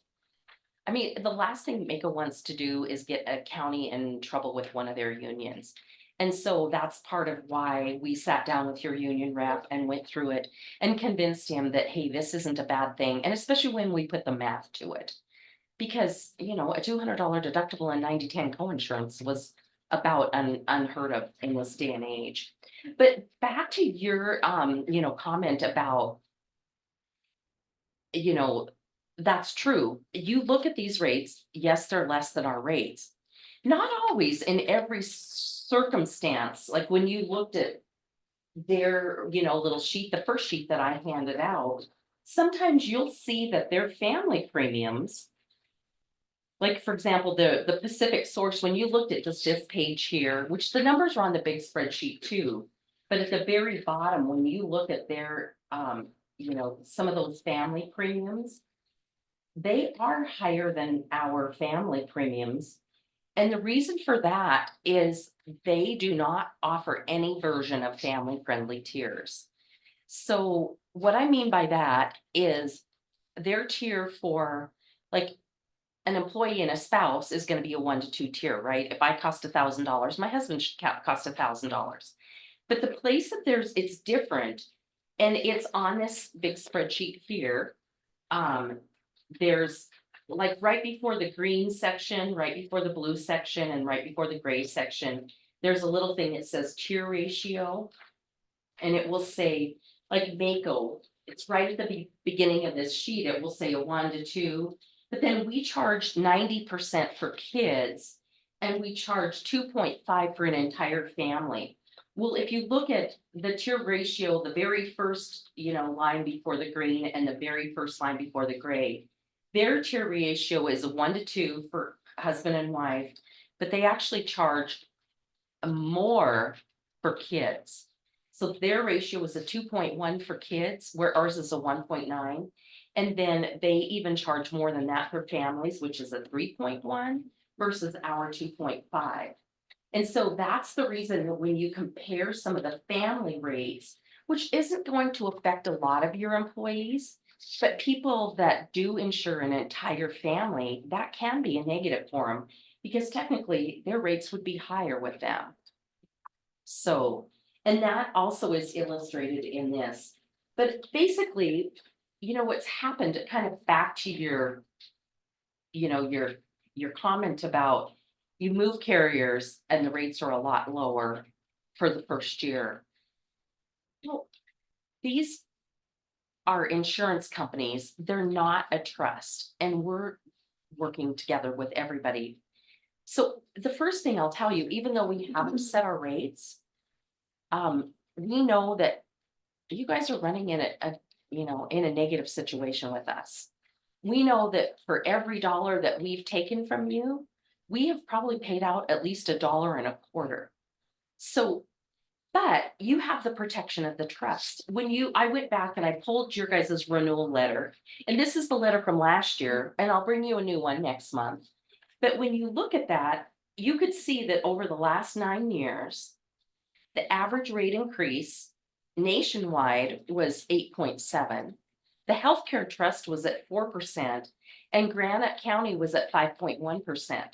But you never got more than a 5% rate increase over the average of the trust, even if you were in a negative situation, because that was the protection that we gave you. So for example, there was a year that the healthcare trust didn't have a rate increase.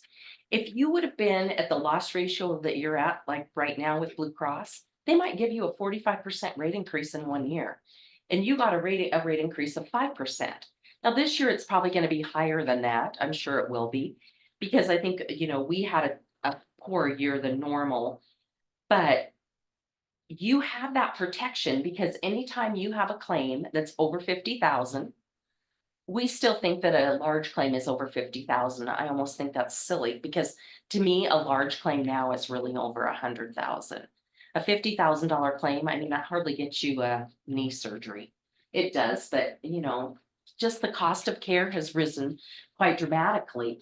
And so anytime that Granite County has a claim that's over 50,000, we pull that out of your experience. When we pull that over out of the experience, you're still running about 10% higher than the average of the trust. But that's the advantage of pooling, is that you're sharing your large claims with the other counties. Granted, they're sharing their large claims back with you. But as I said, over that last year when we brought you a renewal letter, and you know, there were some years that you had over 100% loss ratio. And you know, you're still at last year you at 1.1% higher than the average of the trust. And I think that's a real testament that if you leave the trust, you stay out for 3 years, but I think you're running a big risk. Yeah, you might have good rates for 1 year, but then what happens on year 2 and 3 and that? So when we look at this big spreadsheet that I handed out. I want to just, first of all, like. Go to, there's a section kind of in the middle. Like underneath the green columns and underneath the gray columns, and it's highlighted in red. And it says cost shift to employees. Well, one of the reasons that their rates look lower than our rates. So right here where it says cost shift to employees. You can see the deductibles are the same. But under both the green and the blue plan, which are the high deductible, there, it's not the high deductible health plans, but the traditional style plans, the rates are a lot lower from them because their maximum out of pocket amounts are much higher. So for example, if you look at, and I should explain, if it's under the blue Mako section and it's the blue plan, then you go to under Pack Source and it's the blue column, or under Blue Cross and it's the blue column.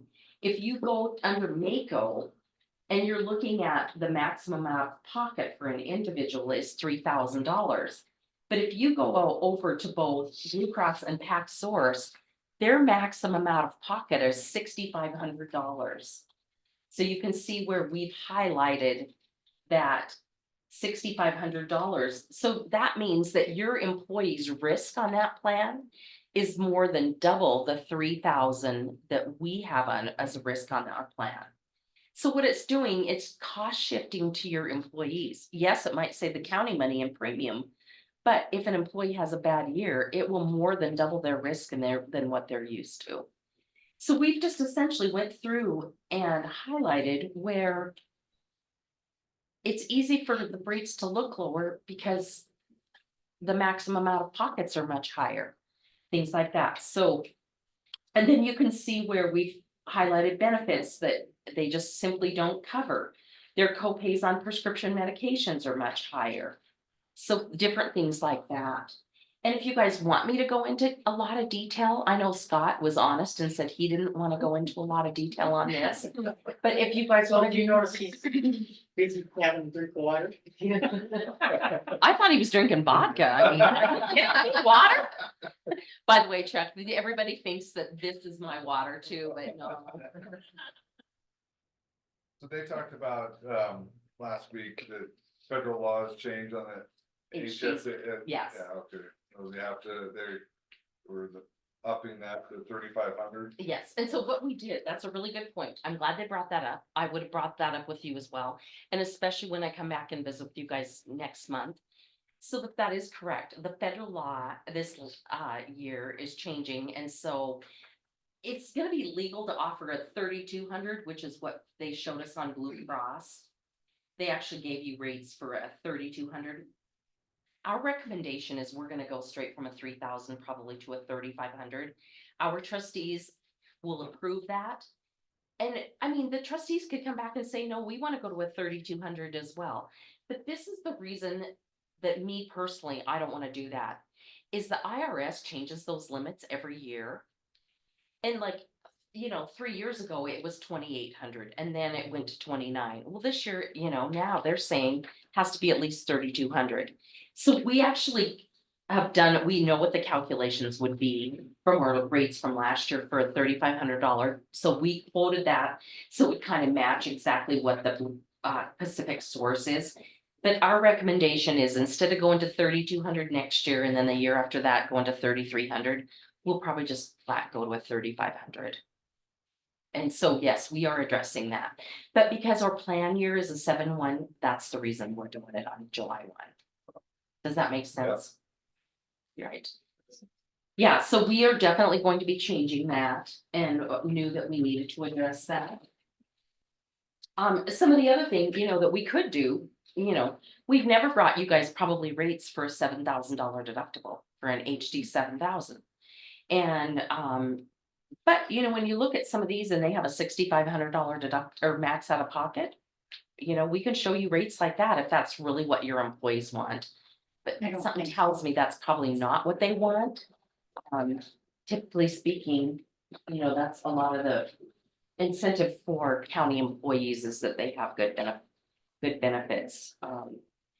But we are starting to do that because we're showing like we're not competitive in the market. Because like with Blue Cross or Pac Source, they have plans that have like Sweetgrass County probably 2 years ago, they had a $6,900 deductible. Well, our highest deductible was 6,000. So, you know, we are starting to raise our deductibles just so that we can compete in the market. But typically speaking, we know that a lot of counties don't want to do that. That's the reason that even though you're not a huge group, we still offer 4 plans. Because, you know, health insurance is different. Like, for example, you guys have 8 people on our basic plan and they didn't bring you guys an option for that. But what's really tough about that, of the 8 people that you do have on that, I think at least half of those people are people that are insuring families. They take that plan because it's affordable for them to, you know, be able to use, and they didn't bring you an option for that. So some of your. I noticed that. So you did? Well, good job, Blanche. So, you know, some of your employees maybe would really miss that out. You know, some of the other things, that I think is, you know, worth mentioning. We do give you the $25,000 in life insurance that, you know, if you guys moved, that would be something you would either have to purchase on your own. Because that isn't included in their plan. And just want to look at your bill.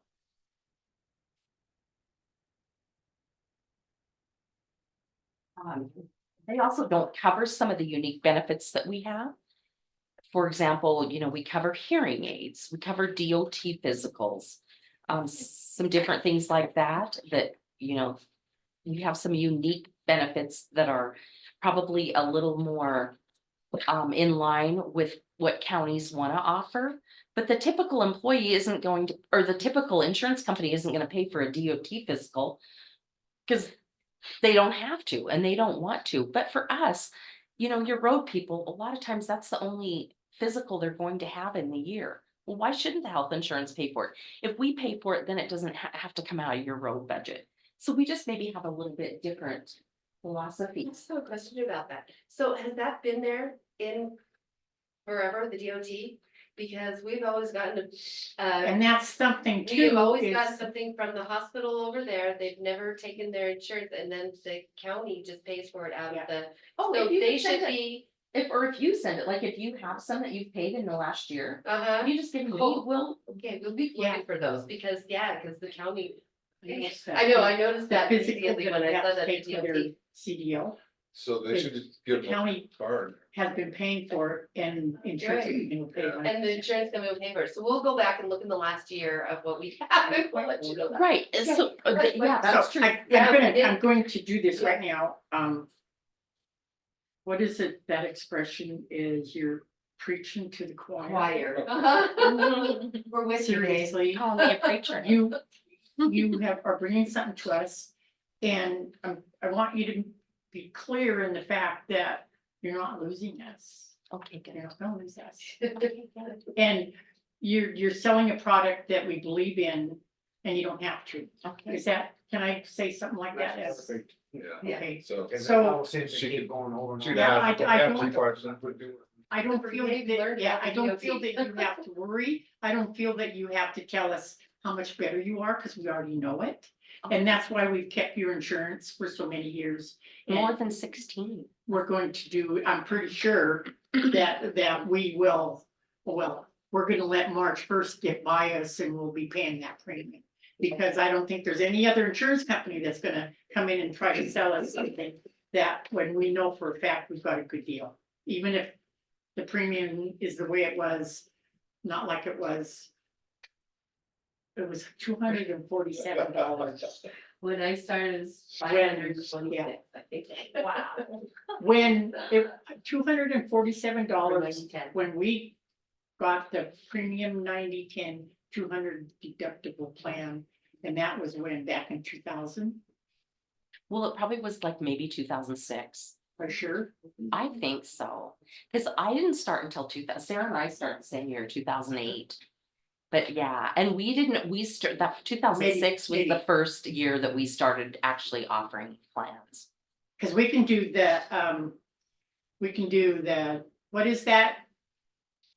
That fund that we have that's. Permissive. Permissive health. We've been doing that since 2000. Good.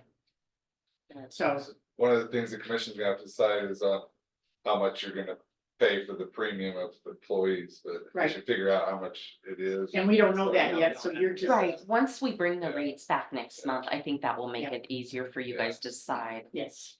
If you're gonna, and okay, well then maybe we wanna have lunch instead of, me going through my list of all the other things that. What do you think? Okay, I think we can take a short recess until our next agenda item, which is at 1 o'clock. Maybe ask for public comment, so you do that now. Do I have to ask for public comment? Oh, excuse me, public comments on the information that Mako Healthcare Trust has given us so far on why they're the better insurance company. Things none. We're going into a recess until our next agenda item at 1 o'clock. Not gonna, nobody's.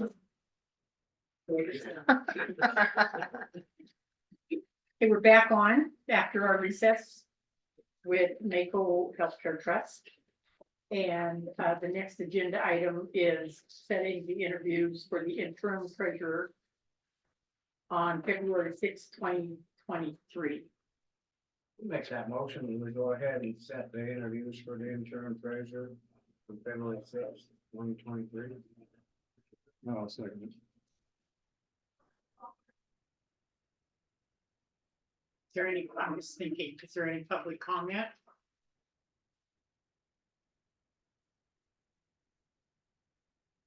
Are we supposed to set the times for each person with this?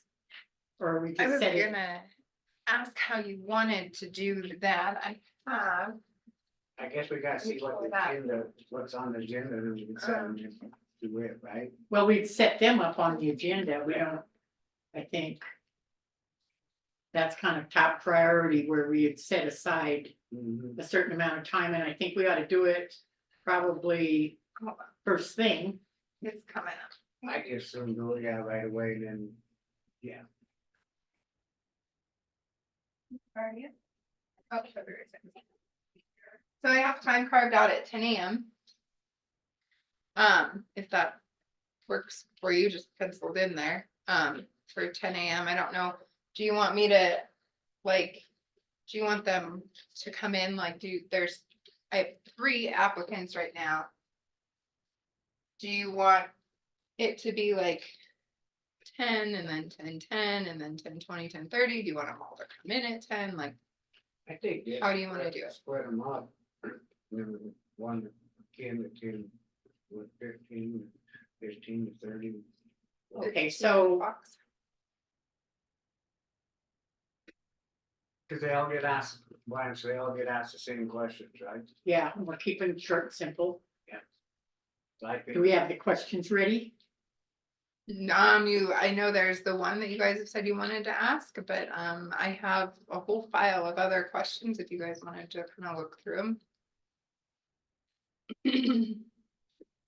I think. I don't know if we can give a time frame. Can we put on the agenda and just give 10 to 11. do an hour instead of giving one person 10 minutes in case the next person Yeah. took a little longer? And then we'd do interviews on the agenda. We'd start with, I guess, the first person who put their submitted their interest, Okay, and then the second and the third. okay, Sounds good, and go from, okay, start them at 10 when the other one's done. Yeah. Then one can be out and come right in. At the end, Okay. work better. perfect. I will do that. So you put a motion. I'll make a motion that we go ahead and start the interviews at 10 o'clock. And that's a.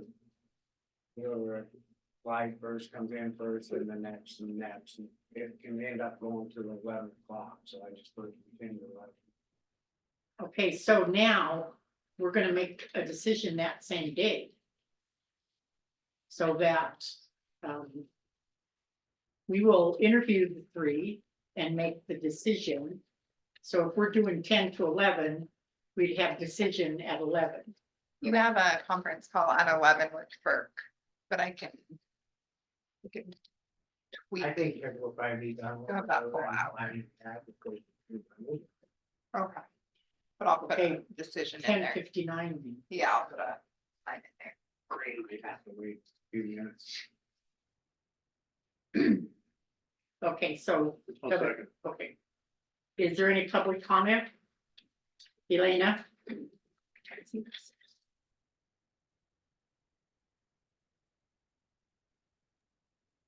Thank you for the record. So the three applicants, by the date that they applied, are their names going to be on the agenda? Yes, And that was going to go from 10 to 11, and then you're making the decision at 11? yes. Thank you.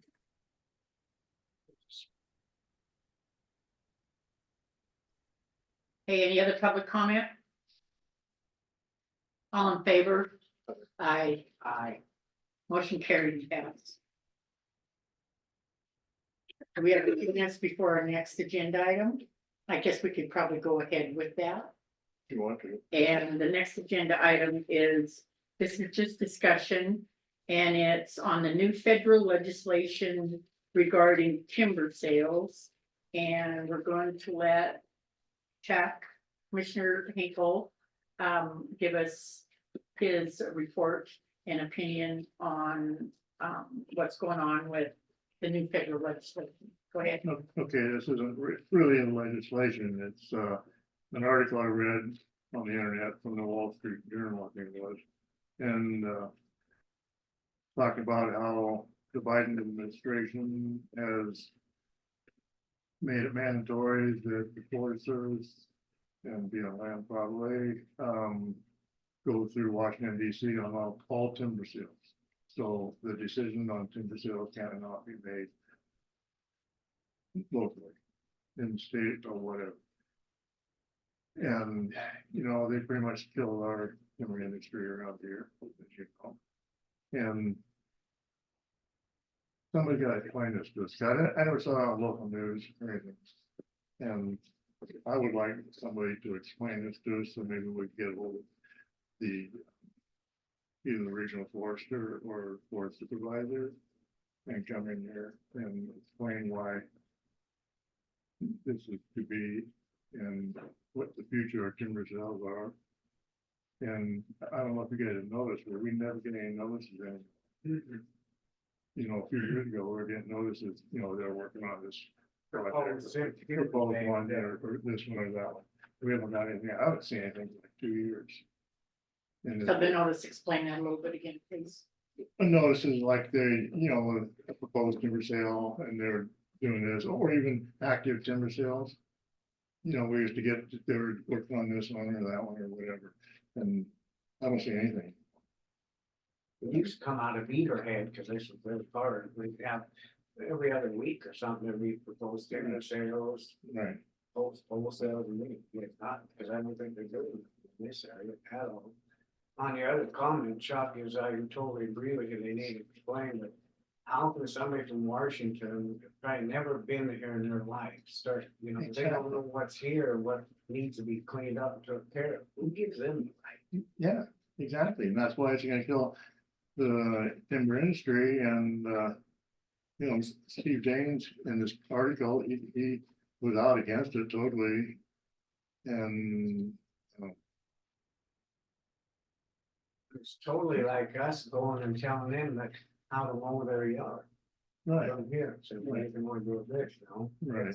And this article goes on to explain or talk about how this is gonna affect the air quality. And that's what we've been talking about before with these fires. I mean, they've proven all kinds of things that are hazardous to your health. And right now, we're sitting here talking with the Health insurance people. And they've proven. They've proven that this wildfire smoke is totally hazardous. It causes heart disease, lung disease, even dementia now, they're making that. Linking that to it. So, it goes right into what we were talking about before. So I would like you to write a letter to these people or have them come in and talk to us, and also I'm a little disappointed in our representatives, when nobody got back to us on our letter we sent to them about smoke and fires and how the Forest Service is lighting fires. And maybe they can explain that too. I think the letter that goes out should go to Danes and all of them. Okay, so this is not new federal legislation. No. This was No, a little bit, misconception on the. I'll read part of it. The Biden administration gave its friends in the climate lobby an early Christmas gift on Tuesday by restricting logging on tens of millions of acres of national forest. U.S. Forest Service is proposing for the first time to amend all of its forest management plans to effectively ban logging on nearly 25 million acres of old growth forest. This is a land grab, if there ever was one. The agency claims that conserving older trees will fight climate change since they suck up and store CO2. But not if it goes up in the smoke. For years, the feds have struggled to manage overgrown forests to prevent wildfires, and the Biden proposal will add to the challenge. The deputy chief of the National Forest Service system told the regional leaders that management work on old growth areas will henceforth need approval from Washington, D.C. to proceed, which will slow vital work on the ground. The administration's proposal will also invariably be used by green groups to stop fire mitigation projects and will take staff time away from implementing them, as Montana Senator Steve Daines notes in a letter to the administration. Timber companies also manage forests better than the government since they have an economic incentive to prevent uncontrolled fires. The Forest Service says the wildfires are the top threat to old growth forests, so its plan will undermine its stated goal of preserving trees and might increase CO2 emissions and harmful pollutants. Canadian wildfires this year released an estimated 0.5 to 0.8 gigatons of CO2, about as much as 109 million to 174 million gas-powered cars. And it goes on. Okay, so, the existing discussion, I think maybe you want to put it on the agenda to write a letter to the Forest Service, and then to The regional forest region and the Beaverhead and National Okay. Forest, and ask them to come in and explain. we could, like you say, we send it back to the representative. Okay, And then I think we need to make sure it goes below to okay, all right, Yeah. so. No motion to be made, that this will be on a future agenda item. Just so you know, we can prove that the Forest Service is lighting a lot of these fires after the lightning strike. And then they go off and burn off thousands of acres by lighting. And we can prove it by the Cold Creek fire that was on in our county last year. Is there any public comment?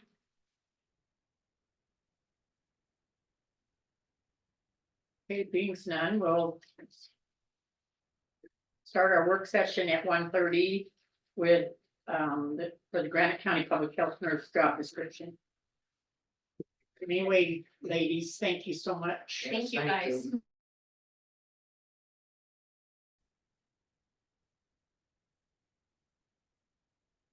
Okay, we're like 5 minutes early for the 1:30 work session with the Granite County Public Health job description. And we have our draft in front of us. And I guess we'll go over. Naturally, Department of Public Health, position public health nurse.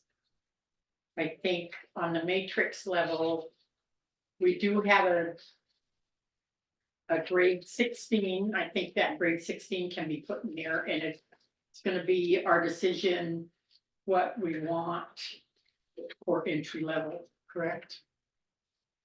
So you can just put matrix level 16.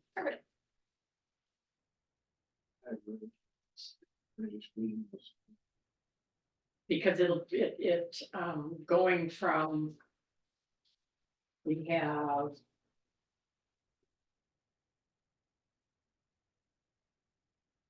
Some Anaconda Deer Lodge County pays $39.93 per hour, Mineral County pays $29.05 per hour, Blaine County $28.36, Phillips County $27.03, and then Sheridan County pays $35. And is that the two paragraphs after Sheriff's County or Sheridan County, is that they just hired? And So yeah, which county is it? Yeah, Sheridan County, when I had talked to them, and this was back, I want to say in November or December. They had just hired their public health nurse. So they hired her at $35 an hour, but what they do is all of their employees get 50 cents after they complete their first 6-month period. And then they get another 50 cents after and we don't care about that because we're on the matrix. They are too, but they were saying because of the competitive level for a nurse, rather than her getting $1, she's getting $1.50, or yeah, she's gonna be making $37.50 after that first year because of how competitive it is. So. I was just letting you guys know that information. I mean, that would be something we'd have to change the whole matrix and set that up just for grade 16. Well, it all comes down with what the qualifications are. So I think with our matrix, if you feel that they're more qualified than an entry level, we can bump them to a step 1. That's why we should put it that way. We want to talk about it. That way we can start out to just, we need to pay a little bit just so we get something to keep. So that has been our policy with the matrix. If someone comes in that is more qualified and the entry level, they're worth more than the entry level. I think we decided that on the matrix. Do you agree? Yeah. Okay, so matrix level 16. Just so we have something in there. Yeah. So they have an idea when they apply. Then they might go up 1, 2, whatever. So it's just a matter of our matrix shows that entry level for grade 16 is 3305. If we felt, and if you want to, we could say, okay, grade 16 starts at 35.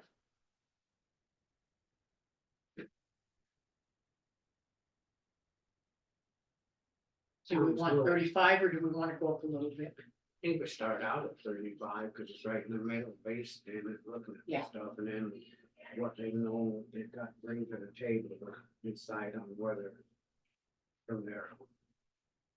Okay. I was reading that. We offered that one. Yeah. You said, hey, I was reading that job requires knowledge of physical, biological, and behaviors. I think the person might want to leave that in there, so if they see something that gives them, if they see something physical, is that what it means? Well, instead of saying requires, Yeah, but I mean, you probably want them to be able to look at you and say, well, no, there's something wrong with you. Isn't that what it's kind of going out and saying? biological and behavioral sciences. Hmm. So you want someone to know about behavioral sciences, so if they look at someone and say, well, something wrong with you. And then that way it gives them, you know, they can step up and take care of it. Is that, am I reading it wrong? I just, I mean, I think it's just trying to cover all the bases is what it is. I guess it's, But you're saying requires knowledge. I think they have to be. So to know what what's if- going on. What? What'd you forget? I just forgot my stack of paperwork. I started looking for the bill so I could help Vicky and. Sorry for interrupting. I don't know, I just, Well, what does behavioral sciences mean to you? more like, mental stress. You know, people acting weird or something, you know, and they know that. They know that there's something wrong with them, you know, instead of.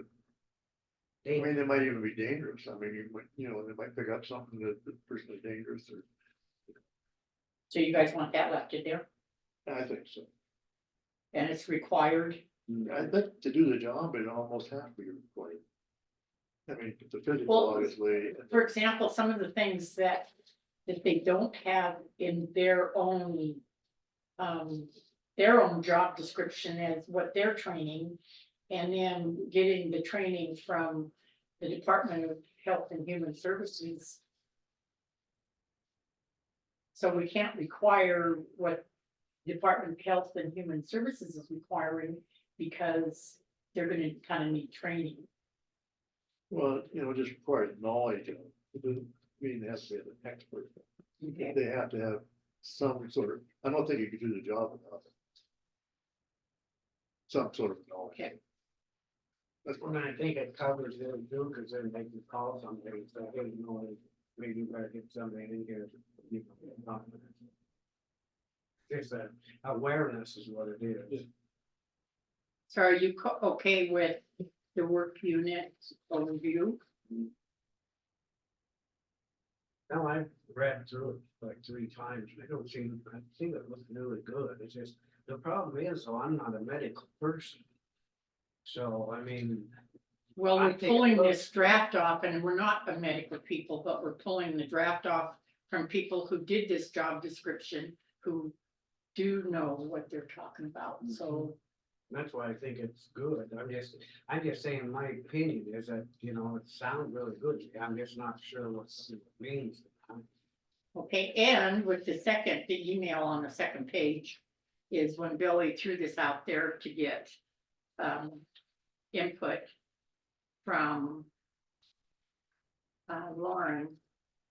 And she's stating that it covers all the bases of what a public health nurse could do. It just depends on the structure that you decide upon and what programs you provide. Like in the blood pressure example, we don't do blood pressure screening because we don't have the ability to diagnose, treat blood pressures. So on the blood pressure screening, I think they're correct. I don't think we want to put that in. We can't do it, yeah. So on her recommendation, no, they won't be required to do blood pressure screening. I think that takes a pretty heavy duty, again, walk lane and all that. We don't have, we don't want to get into. Well, everybody takes blood pressure. But, be able to give the medicine and that, then you gotta go in and take all the tests. We don't have the stuff down there. Well, I think what they mean by the blood pressure screening is to actually have a screening where people are coming in with full blood pressure. Big thing. Yeah. So I don't think we should. I took that out. And I just realized, I apologize, the draft I uploaded that there's a page missing, so I'm gonna reprint this for you guys right now. Oh, what is it? Because it was on front and back on the job Oh, description. okay. So there's a page that actually does have all the stuff that does relate back to DPHHS and communicable diseases. So that's probably pretty imperative to the job. Okay, tell you about a call I just had.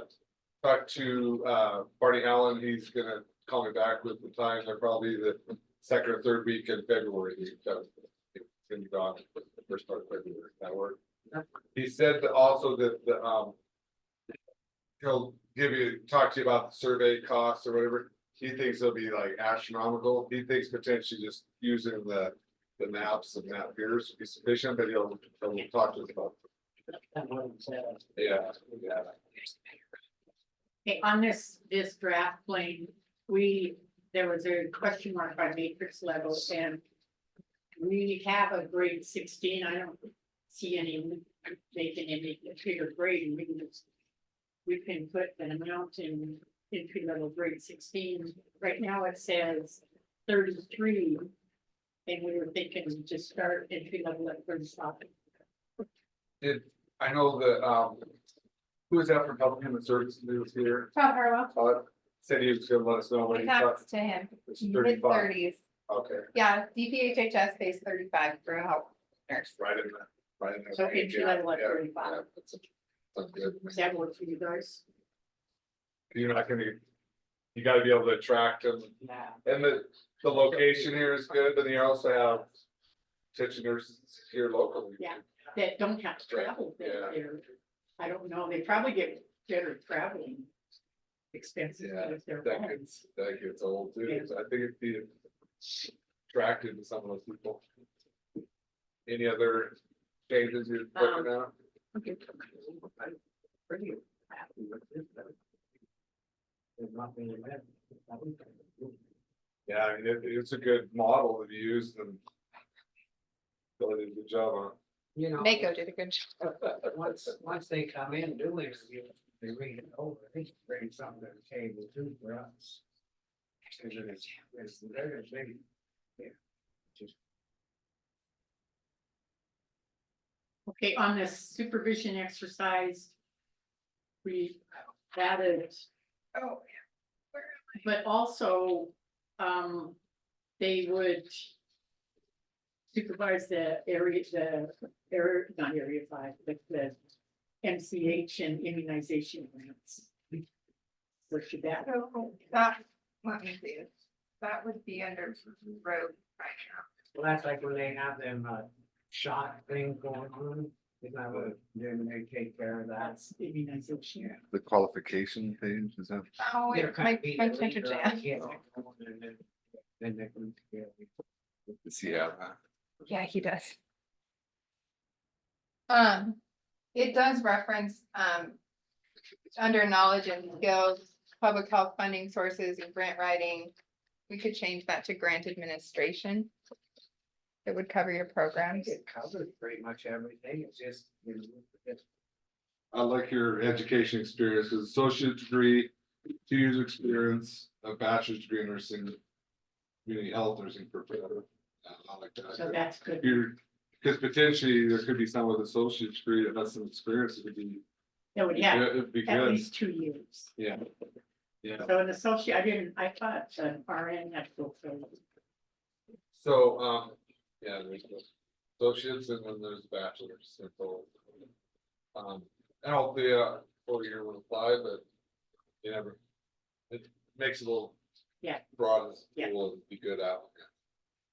No, I like it. Pretty straight out. So I make it bring something. It's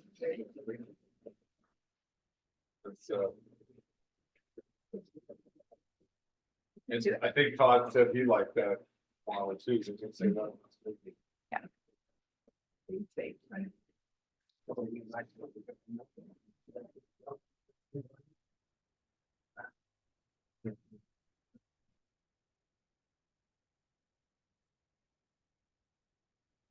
So would we get, like, under the knowledge, skills and abilities.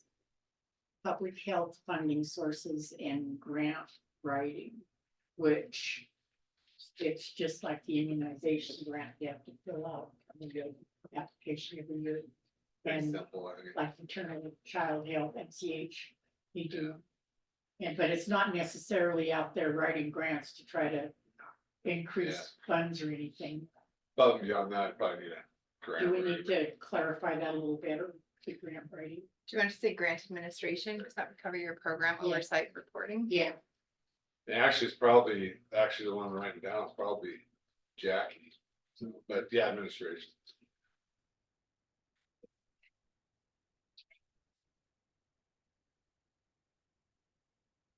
I think that's in Jackie's job description. I'm sure it's somewhere in there. do we want anything in there that, that states that they will coordinate with the DPHHS on getting further education on public health?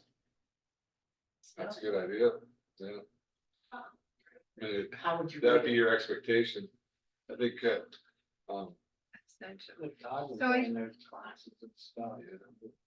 work with, relevant government agencies for, to Additional, obtain, yeah. continuing education, yeah. Yeah, okay. So under. Sorry, I was just seeing if there's somewhere I could caveat it onto.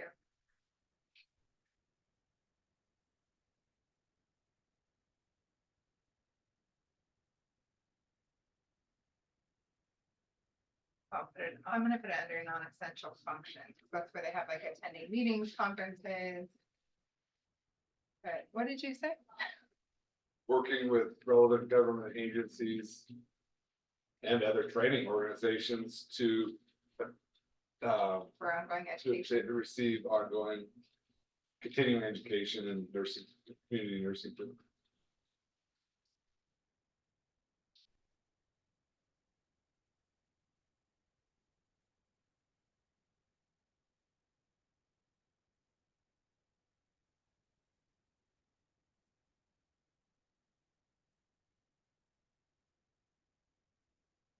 It's now, then need to be a line item in the budget for travel costs Yeah. and stuff like that. Oh, yeah, there is. Yeah. Okay.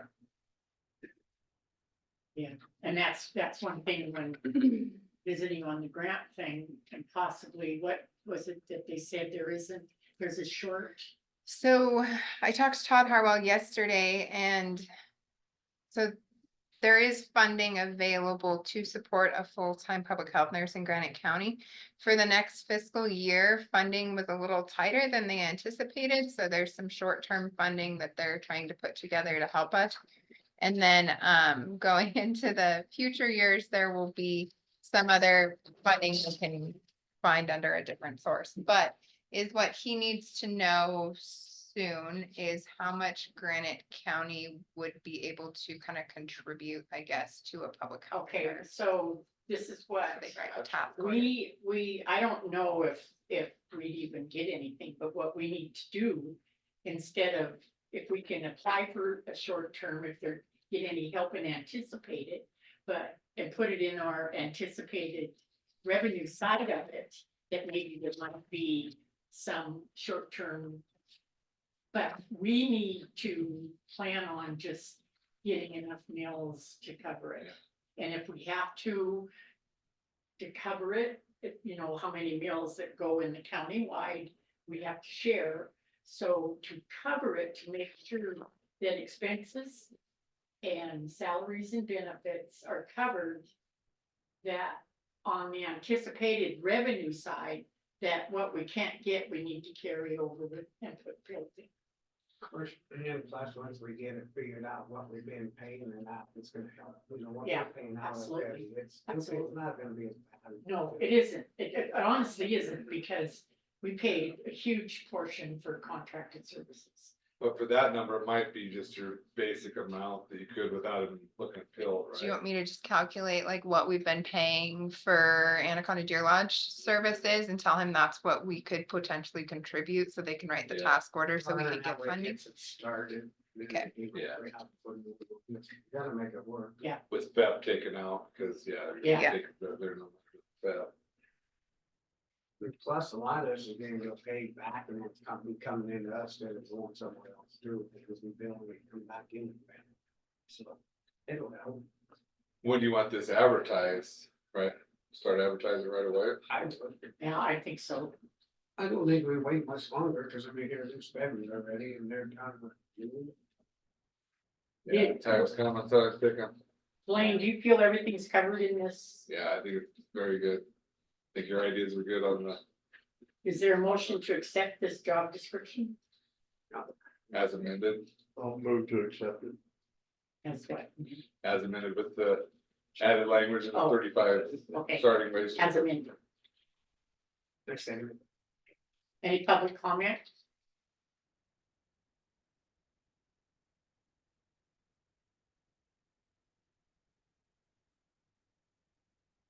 What going forward with, on the budget side of it, whether we would get a short term grant or not, we just have to make sure that we anticipate the revenue, and if we have to pull it out of pill, we'll pull it out of pill. Okay, that work? Yeah. Aye, all in favor? Aye. Sounds good. Yeah, Okay, that sounds great. Good plan. Hope we get some good applicants. okay, so on this financial report, this is just, the federal thing and we're pretty much paid all we have to into it. This is just, what, just the form, They can show what we paid in and what they Okay. paid, and what, cash on hand, what's sitting out there, yeah. It's, I think some of that are still in the back, cause we're done with the study. so there is an unobligated balance of federal funds. We still have $24,150 left to go into that budget. But it'll back, I think on that grant though, if they get used on that, whatever, then it's in that. Okay, so we're good, we're done with the grant or with the initial review and, okay, and this is just the federal financial report of that. Yeah. Is that right? Yes. Okay. It's the year. So there isn't any further discussion, I would say, on that year end. There isn't a decision. is Yes, you there? guys have to sign it. I have to send it back to KLJ. They do our reporting. Okay, so Motion to approve that report. I'll make a motion to approve those year-end financing report for the FAA Rita Field discussions. I second. is there any public comment?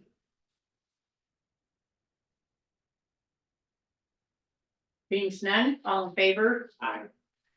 I sign it. Yep. Yes, I think there's a spot on there. That is the last item on the agenda and, I'll make a motion to adjourn. okay, Good job today. okay, all right, And I didn't beat you up too badly. adjourned? We're adjourned.